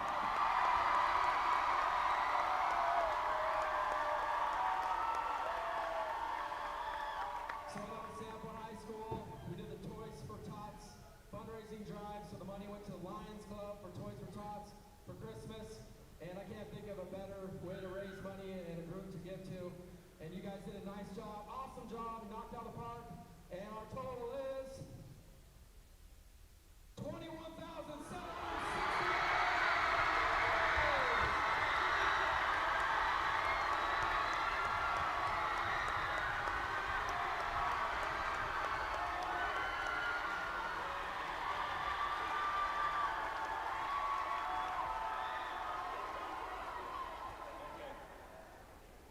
All right, I can't echo enough what Derek said. Great job, both student bodies. This is a great effort to help our communities. I want to introduce Lonnie Morse right here. He's with the Lakeland Rathdrum Lions Club with our backpack program.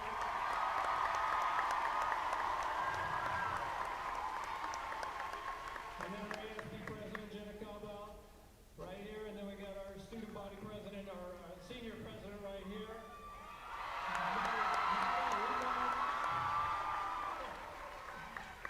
So we divided up the total. So our first check I'm going to present to the Lakeland Strong account to help needy families from our school. And the total of that was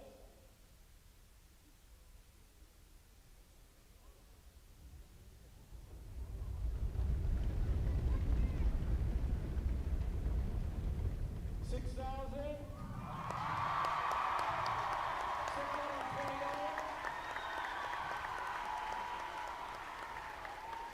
And to the Lakeland, or the Rathdrum Backpack Program, Lonnie, this goes to you. I actually have a check in my office for you tonight for a total of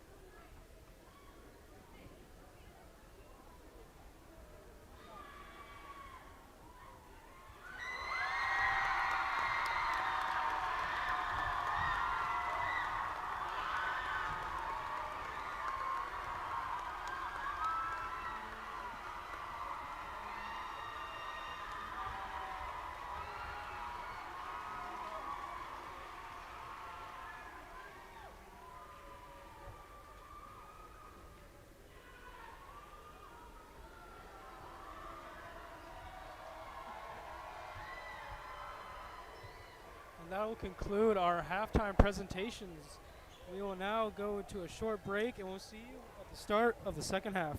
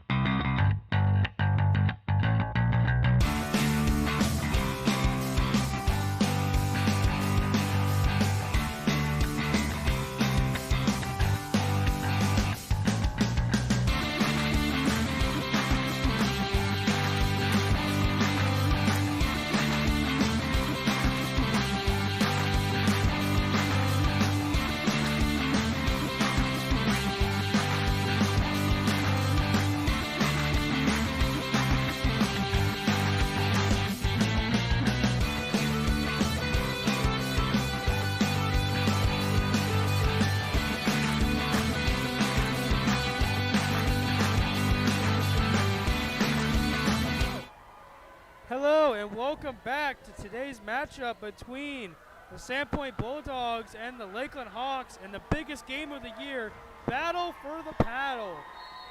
Right now, the Hawks had a great second quarter, scoring 21 points in it. Sandpoint with the ball.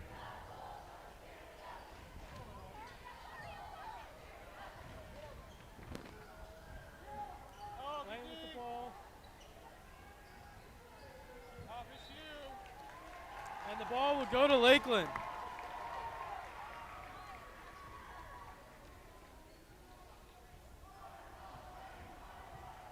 Hawkin with the ball.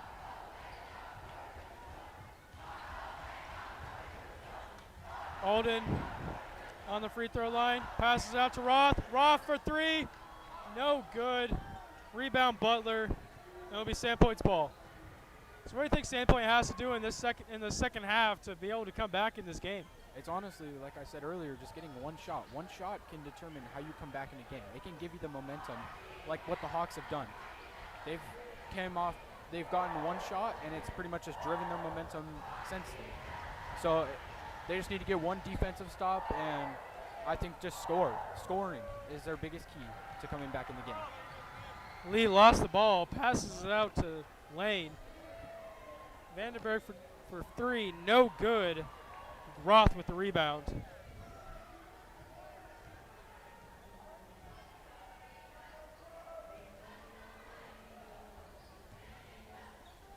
Roth going down, passes out to Henry. Munier in the paint. Pass is no good, and the ball will go to Sandpoint.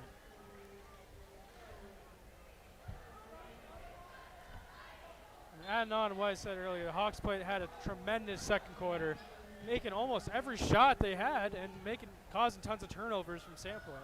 And Sandpoint wants to get back in this game. They got to minimize those mistakes and capitalize on the shots they can get. Butler with the paint. And Alden Waddington swatting the ball away. And Butler will go to the line for two. Even though it was a foul, what a great block there by Alden Waddington.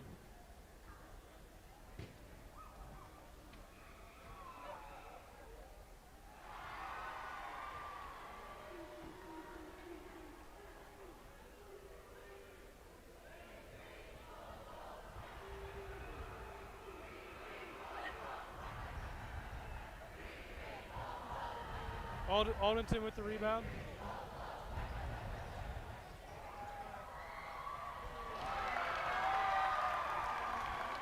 Bucket is good for Abe Munier.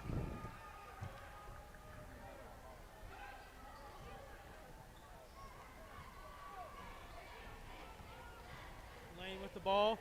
Ball tipped away. Munier with the hustle. What hustle by Abe Munier? Fighting for the ball, and it will be a jump ball going into Lakeland's favor. What hustle there by Abe Munier. You love to see it, don't you, Connor? Yes, and we're actually used to seeing all that hustle from Abe Munier. He did that last year, and he just has great hustle to him. He'll fight for this team, whatever it takes, he'll do. So he's very good, and he'll just fight. He'll fight till the end. He's not a quitter, I'll tell you that much. Hawkin with the ball.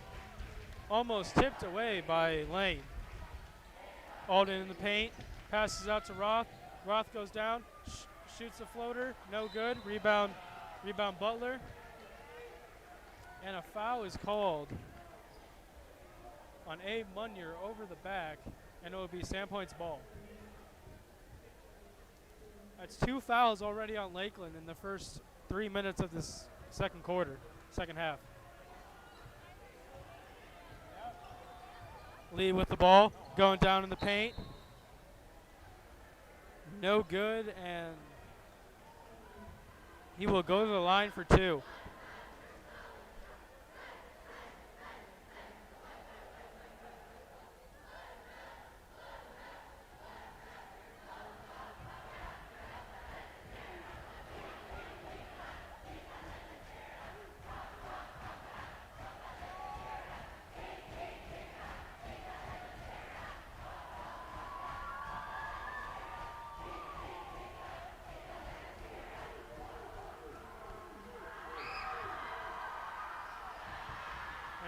And Lee's second shot is good.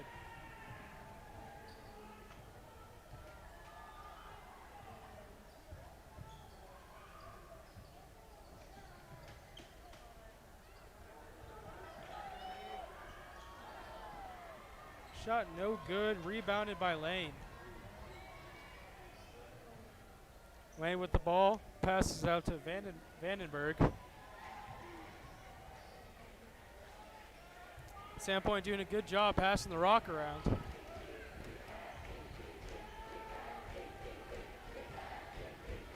Tries to go down in the paint, no good. Rebound Roth.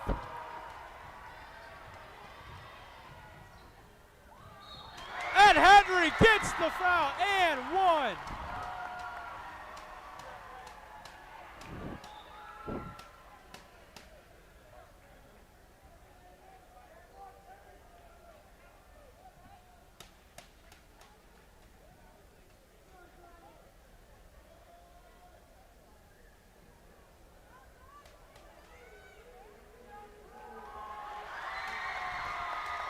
And Bryce gets up after a hard hit and will shoot the free throw. That's just the heart that Bryce Henry has here in this game for basketball. While the student section chants, "We love Bryce,"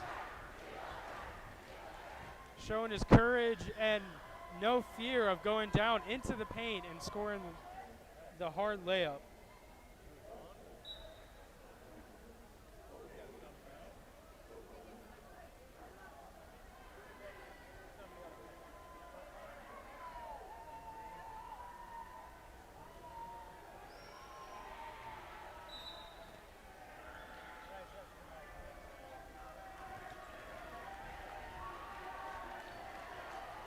And number 10, Jared Rains, comes in for Bryce Henry and will shoot his free throw. Henry trying to tough it out, but looking a little shaken up. And Rains' first appearance in this game will shoot the free throw. And he makes the free throw. First points there for Jared Rains.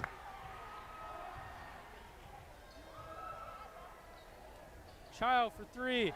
Drains the long three. What a shot there.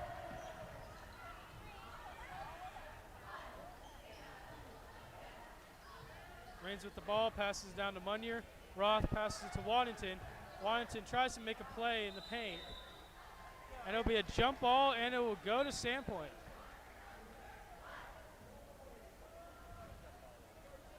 And Bryce Henry checking back into the game here.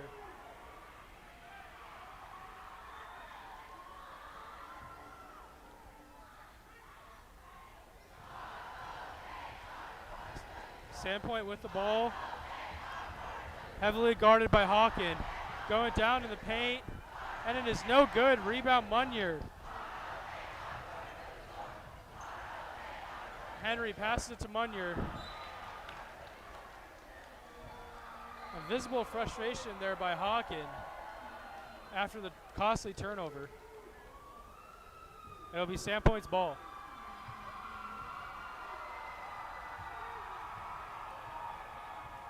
This is a momentum shift that Sandpoint needed, you can tell. And we'll see what happens from here. Vandenberg for three.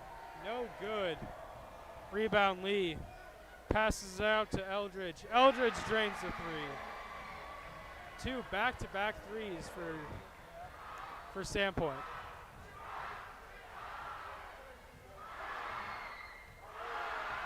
Correction, that was not a three. It was a long two. Henry with the ball. Passes it to Hawken. Ball is deflected. Lane with the ball, goes for the layup, and makes the shot, and one opportunity here for Sandpoint. This is the exact momentum switch that Sandpoint needed to get back into this game. And a timeout is called with number 30, Kaysen Lutzenheiser, checking in.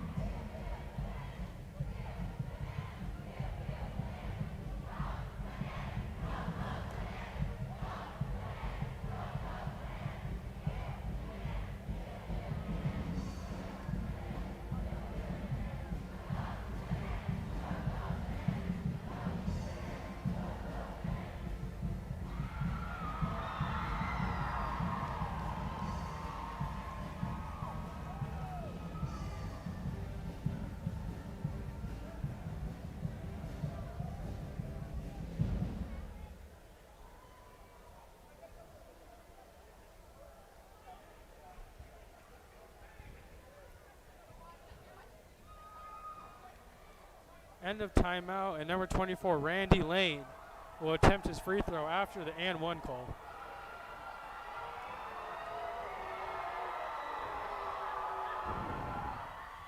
And is no good. Rebounded by Eldridge. Back out to Childs.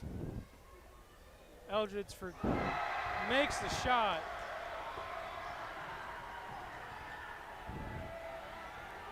What a turn these Sandpoint Bulldogs have had coming into the second half.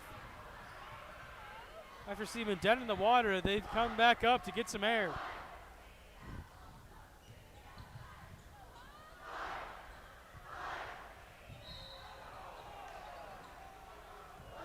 And a foul is called on Sandpoint, and it will remain Lakeland's ball.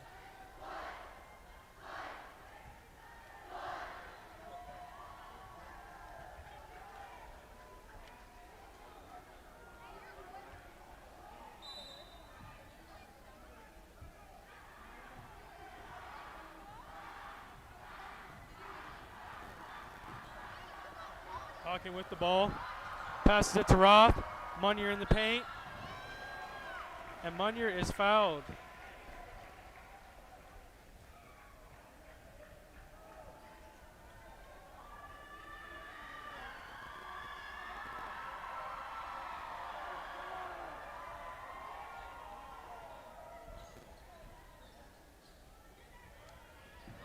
Henry with the inbounds. Hawkin double teamed top of the key. Passes it to Henry. Munier slips the ball up, and it will be Sandpoint's ball over the turnover. Childs with the ball, goes down in the paint. Layup is no good. Rebound Roth. Passes it to Hawkin. Hawkin bounce pass to Munier. Passes it to Bryce. Bryce out to Roth. Roth for three. And it is good. Grant Roth from downtown.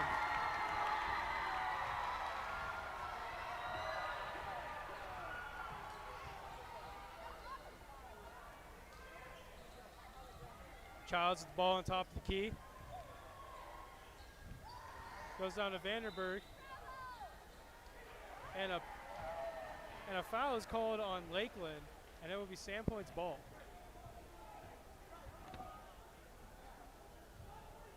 Lakeland already committed 4 fouls, more than they did in the first half alone, and it's only the third quarter. Vanderberg out in the corner, no good. With the rebound. Henry with the rebound. Lots of offensive rebounds there by Sandpoint, but unable to capitalize with a minute left in the third quarter. Henry with the ball. Grant Roth, step. No good. Rebound, Vandenberg. Lane with the ball.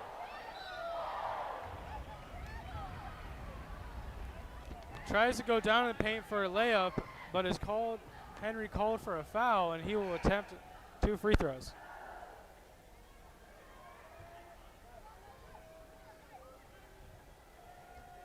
The Hawks still with a decent lead. What do you think they need to up in the fourth quarter here, Connor?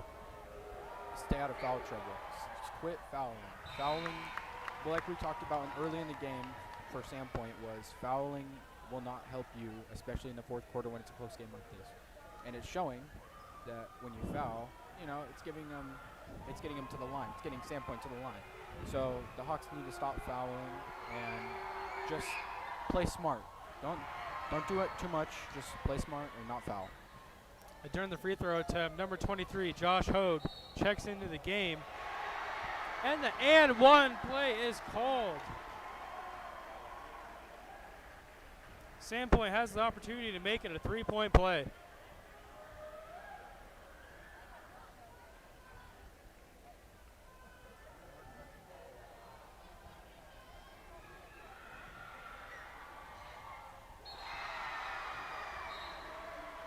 Sandpoint makes the free throw. And check it back in, number 11, Bryce Henry.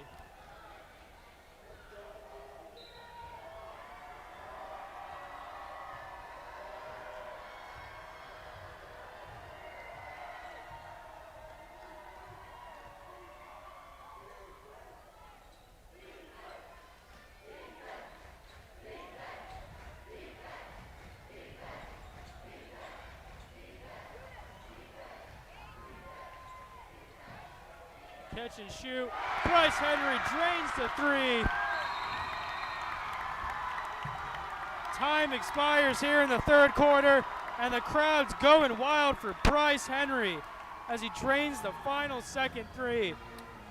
And we will go into timeout here with the score. Hawks 51, Sandpoint 44.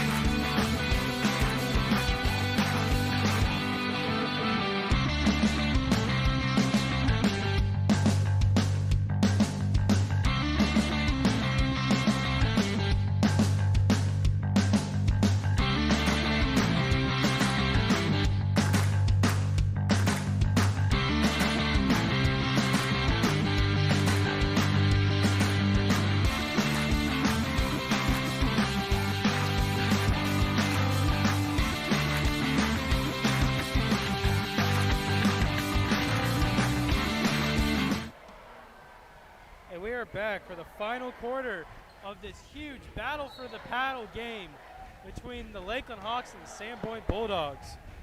Hawks will start out with the ball. Lutzenheiser goes in the paint, spins around, and makes the bucket.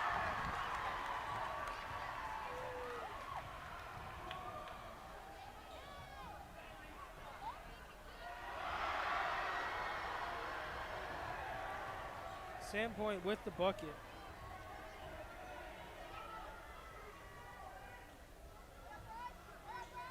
Henry with the ball, back out to Hawken. Hawken being double teamed. Lutzenheiser back out to Hawken. Hawken drives, shot blocked, and a fast break here by Sandpoint. And the dunk is no good. Tried going for the dunk, but the rim rejected it.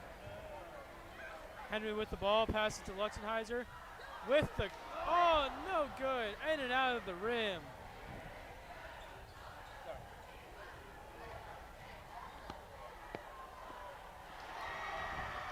Lee in the paint, good for two. Hawken with the ball. Munier in the paint. Passes out to Hawken. Hawken for three. Drains the three. Both Hawken and Roth have been exceptional in the three-pointer in this game.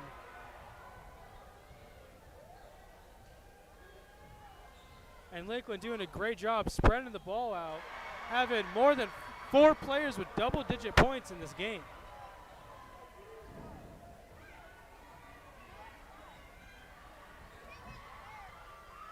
Roth with the ball, passes it to Henry.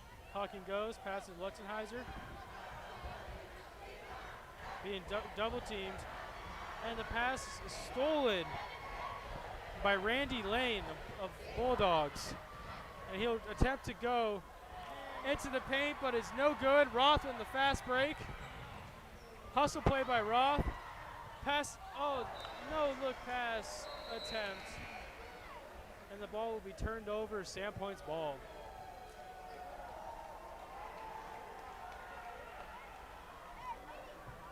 And checking in, we have number 35, Ethan Butler. And number 31, Alden Waddington. Hawken playing, pressing deep.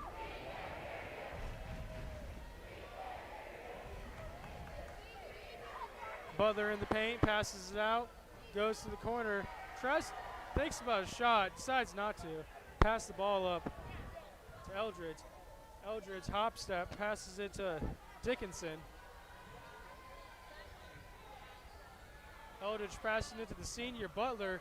Passes it back out to Eldridge for three, and it is no good. Rebound, Bryce Henry.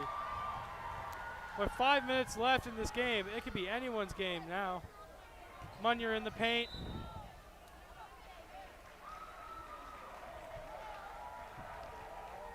And a foul is called. It will be Lakeland's ball.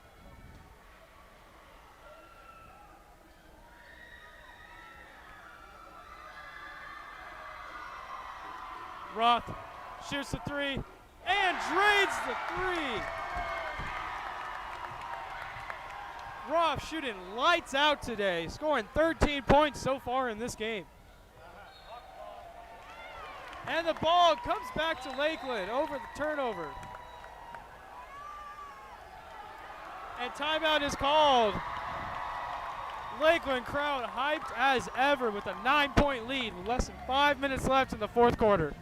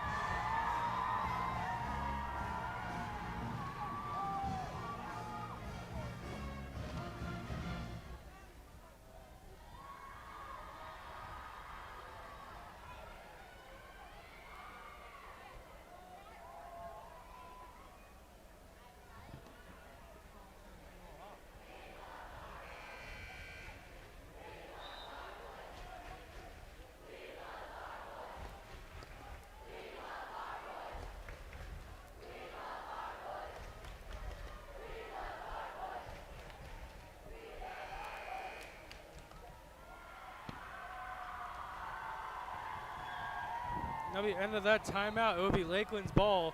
Inbounded it, Munyer over to Henry. Henry trying to lead this offense and get a play going. Henry goes to the paint, shoots a tough shot, no good, and gets the putback on his own shot. What a play by Bryce Henry. Shot no good. Backs out to Child. Child for the three, and the three is good by Sandpoint.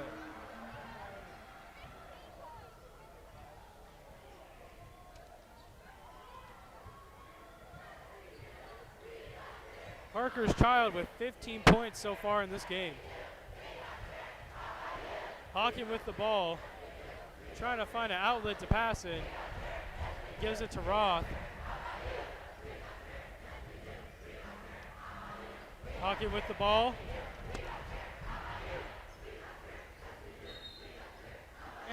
And a travel is called. It'll be Sandpoint's ball. Hawking confused about that call.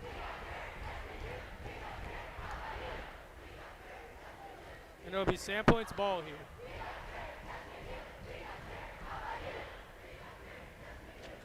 And both the student sections doing We Got Spirit, yes we do. We Got Spirit, how about you?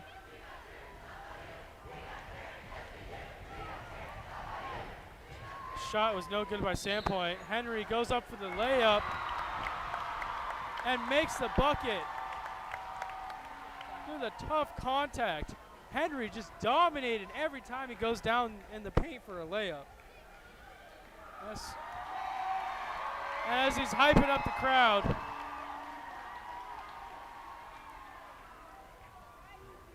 and Sandpoint makes a couple of substitutions with number 10, Ari Vandenberg, and number 24, Randy Lane, checking into the game. Bryce Henry thought he was going to go to the line, but it looks like they're going to pass it down. Pass it to Waddington. Waddington makes the shot. Makes this a 10-point game with 3 minutes left.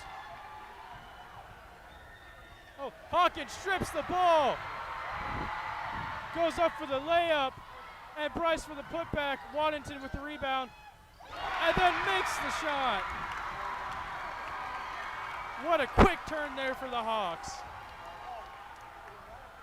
Great defensive plays there by Scotty Hawkin. And the three is no good. Rebound, Henry.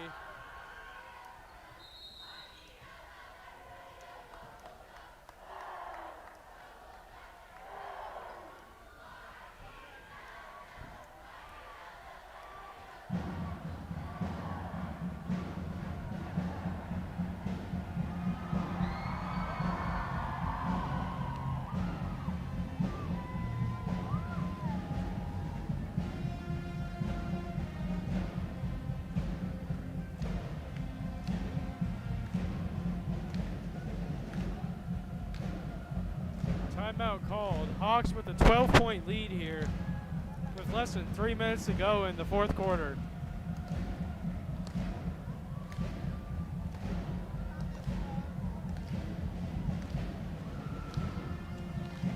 Henry having a monster performance, leading the team in scoring with 16 points. What can you say about this Hawks offense and how they've been able to distribute the ball and get so many people score so many points in this crucial game they have? I mean, like I said, just staying physical, being aggressive. They're not scared to take shots. They weren't scared, and they weren't going to hesitate. And you can see that tonight is that they didn't hesitate. They weren't scared. They're physical. They didn't back down from the challenge tonight that Sandpoint gave them.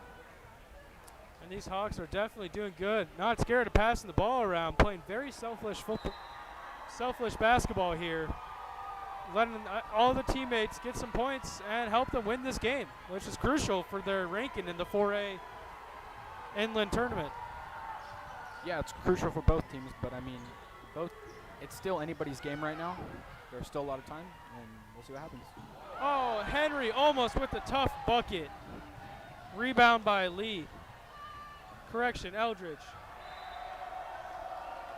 And shot's no good, ball out of bounds, and it'll be Lakeland's ball.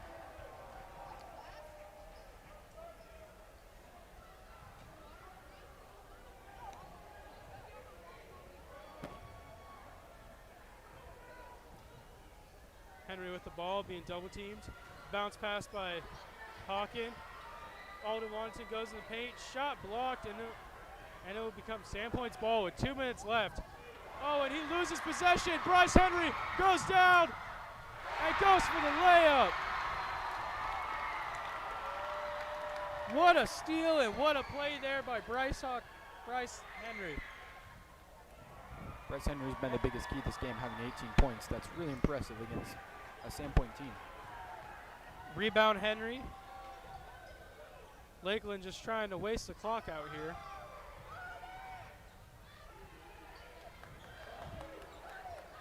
Roth for three, no good. Rebound Eldridge.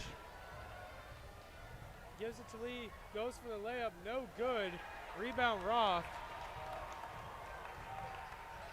With almost less than a minute left. Don't want to jinx it, but this game looks to be over here with Alden Waddington drawing the foul and going to the free throw line to attempt two. And Bryce Henry hyping up the crowd after a great team win today here. And Alden Waddington at the free throw line, hyping up the crowd too. This whole place is hyped. And Alden Waddington draining the first free throw, making it 68-53.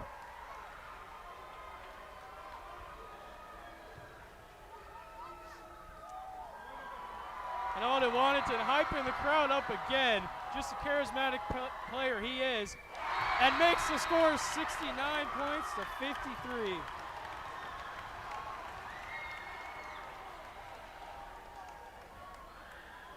Substitution here. We got Tommy Pearson checking in for Alden Waddington. Childs with the ball, passes it out to Lee. Lee triple covered, goes to Eldridge. Aldridge tries to go for the layup and makes it. What a tough shot there by Aldridge. Hawks trying to run the ball out here. And a foul is called. And it'll be Lakeland's ball in the bonus, so Hawking will shoot one. So now if you're Sandpoint, you kind of have to strategize because the last time Lakeland played Sandpoint at Sandpoint, the Hawks shot 71%.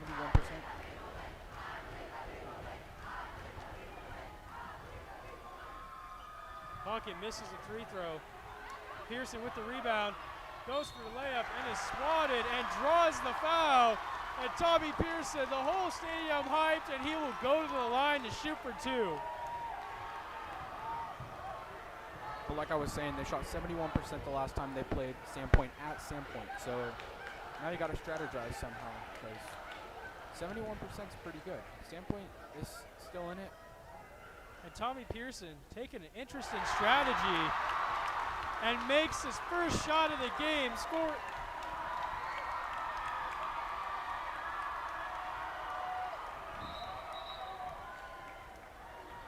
I don't know if I'm speaking And for you. substitution, Jared Raines and Josh Hogue coming in. Well, Tommy Pearson goes to the corner of the free throw line to shoot his free throws. When this game over, definitely getting a rise out of this crowd. David, I don't know if I can speak for you on this one, but I don't think we've ever seen a free throw like that. I can't say I've seen one like that too. Lee with the ball. Passes it out to Childs. Goes for the, and is rejected by Abe Munier. Roth with the ball.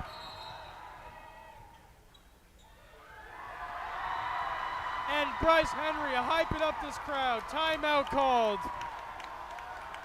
And this Lakeland student section cannot be any happier with this game these Hawks have played for us.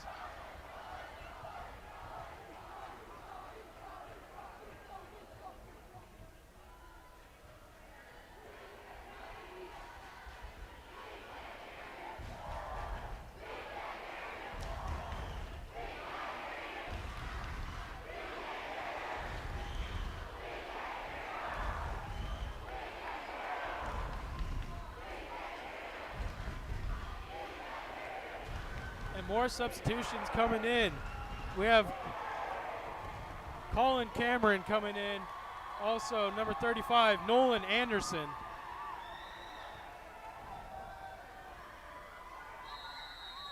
Cameron will be passing the ball.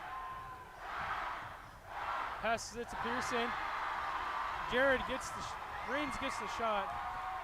Pearson for three, no good. Rebound Lee, and a foul is called on Colin Cameron, and Lee will go to the line for two. And the student section going wild, chanting, "I believe we will win," and I surely do believe that they will win. Yeah, David, this game looks like it's going to be a wrap, and the Hawks, they played Cameron very with well. the ball. Raines passes it. Anderson for three, no good.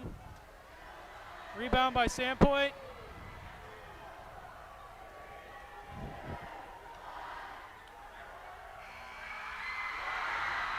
And makes the buzzer beater, but it's not enough to stop these Hawks. And Lakeland wins 71-58 on the battle for the paddle night and boys basketball. What a performance they had tonight. Now this is the real deal, David. This is what everybody came to see. Who wins the paddle? And don't leave just yet. Here soon we will announce the winner of Battle for the Paddle 2022. So stick around for that.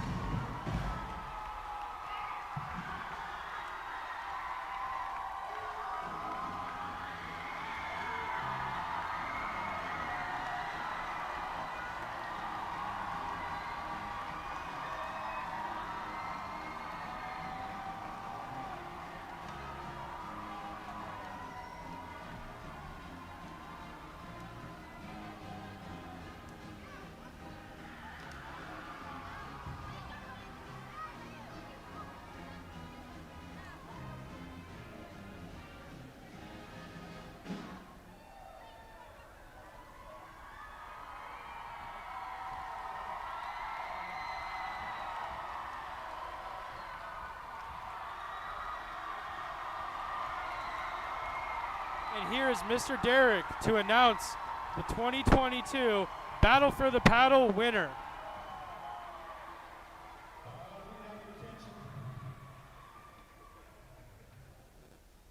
First of all, I want to say congratulations to both schools. It was a really good event this evening.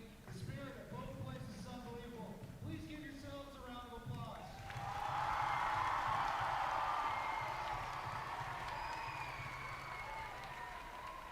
I want to thank Mr. Derrick real quick.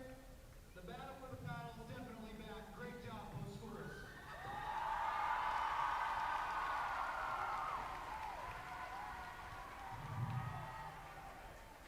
You know, it just says something about both communities, and the number one thing I think of is the almost $44,000 raised for great causes in both communities. That's an awesome job.